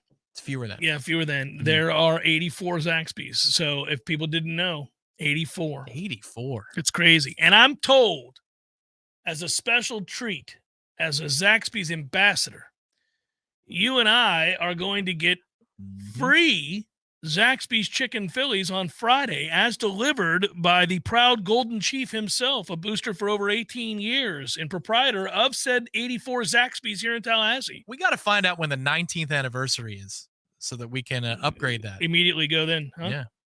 Yeah, there's also going to be plenty for in case you want seconds. And maybe if director is celebrating a DS birth for the Phillies, that's apropos. Yeah. You get the chicken Philly. I like it. So it is. And go enjoy one of your neighborhood Zaxby's. They're everywhere. They're everywhere you look. With 84 in Tallahassee, it's not that big of a community. That must be one on every corner, Tom. Should be good. I did have a little moment to reminisce and think back. I love day playoff baseball games. Love them. Yeah. I freaking love them. Reminds me of my childhood. They actually used to play day World Series games, but that's the thing of the. It just, you get an adrenaline rush around 2-3 o'clock in the afternoon. Yeah. That's not typical for sports. I left here, got home, was like, oh, how about this?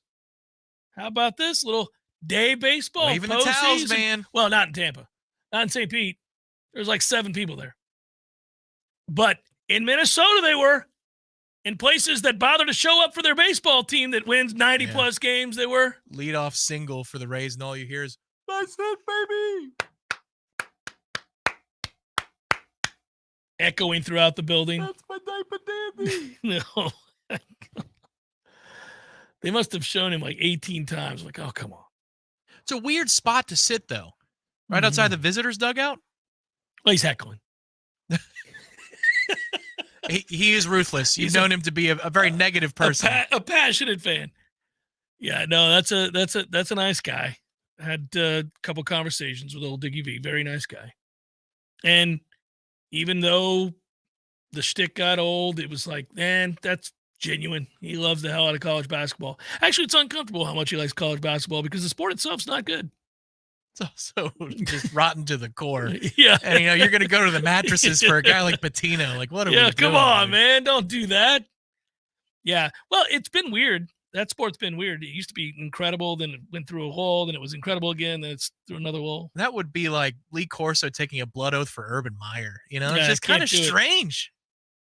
Well, I know who Urban is. Like, could you imagine Corso saying that? That's crazy. Yeah, you wouldn't be recommended. Yeah, he doesn't. By the way, when you flip over there to the other show there, the noon thing, there's like no effort. My man has just called it a day. Doesn't have any idea what he's talking about. He just sits there and pouts. He's just thinking about fondling women. He is not doing his work. That's all he's doing. No, taking pictures. Just there with my grandkids. So eating dinner was interrupted, in fact. Yeah, if you must know. I like when he's indignant. That's a good one. That's my favorite part. He You flip it. was sitting with my family. Yeah. Take a picture. Doesn't look like it. I don't see him here. I don't see your family anywhere in this picture. Is that how we hold our family, Urban? That's what we do here. All right. Good work out of you. Good work, director. Be well, everybody. Don't forget, 7 o'clock tonight, the Interactive gets going. Me and Tom on Warchant TV, brought to you by The Battle's Inn. We look forward to talking to you then. Be well, everybody. Talk to you in a few hours. Show.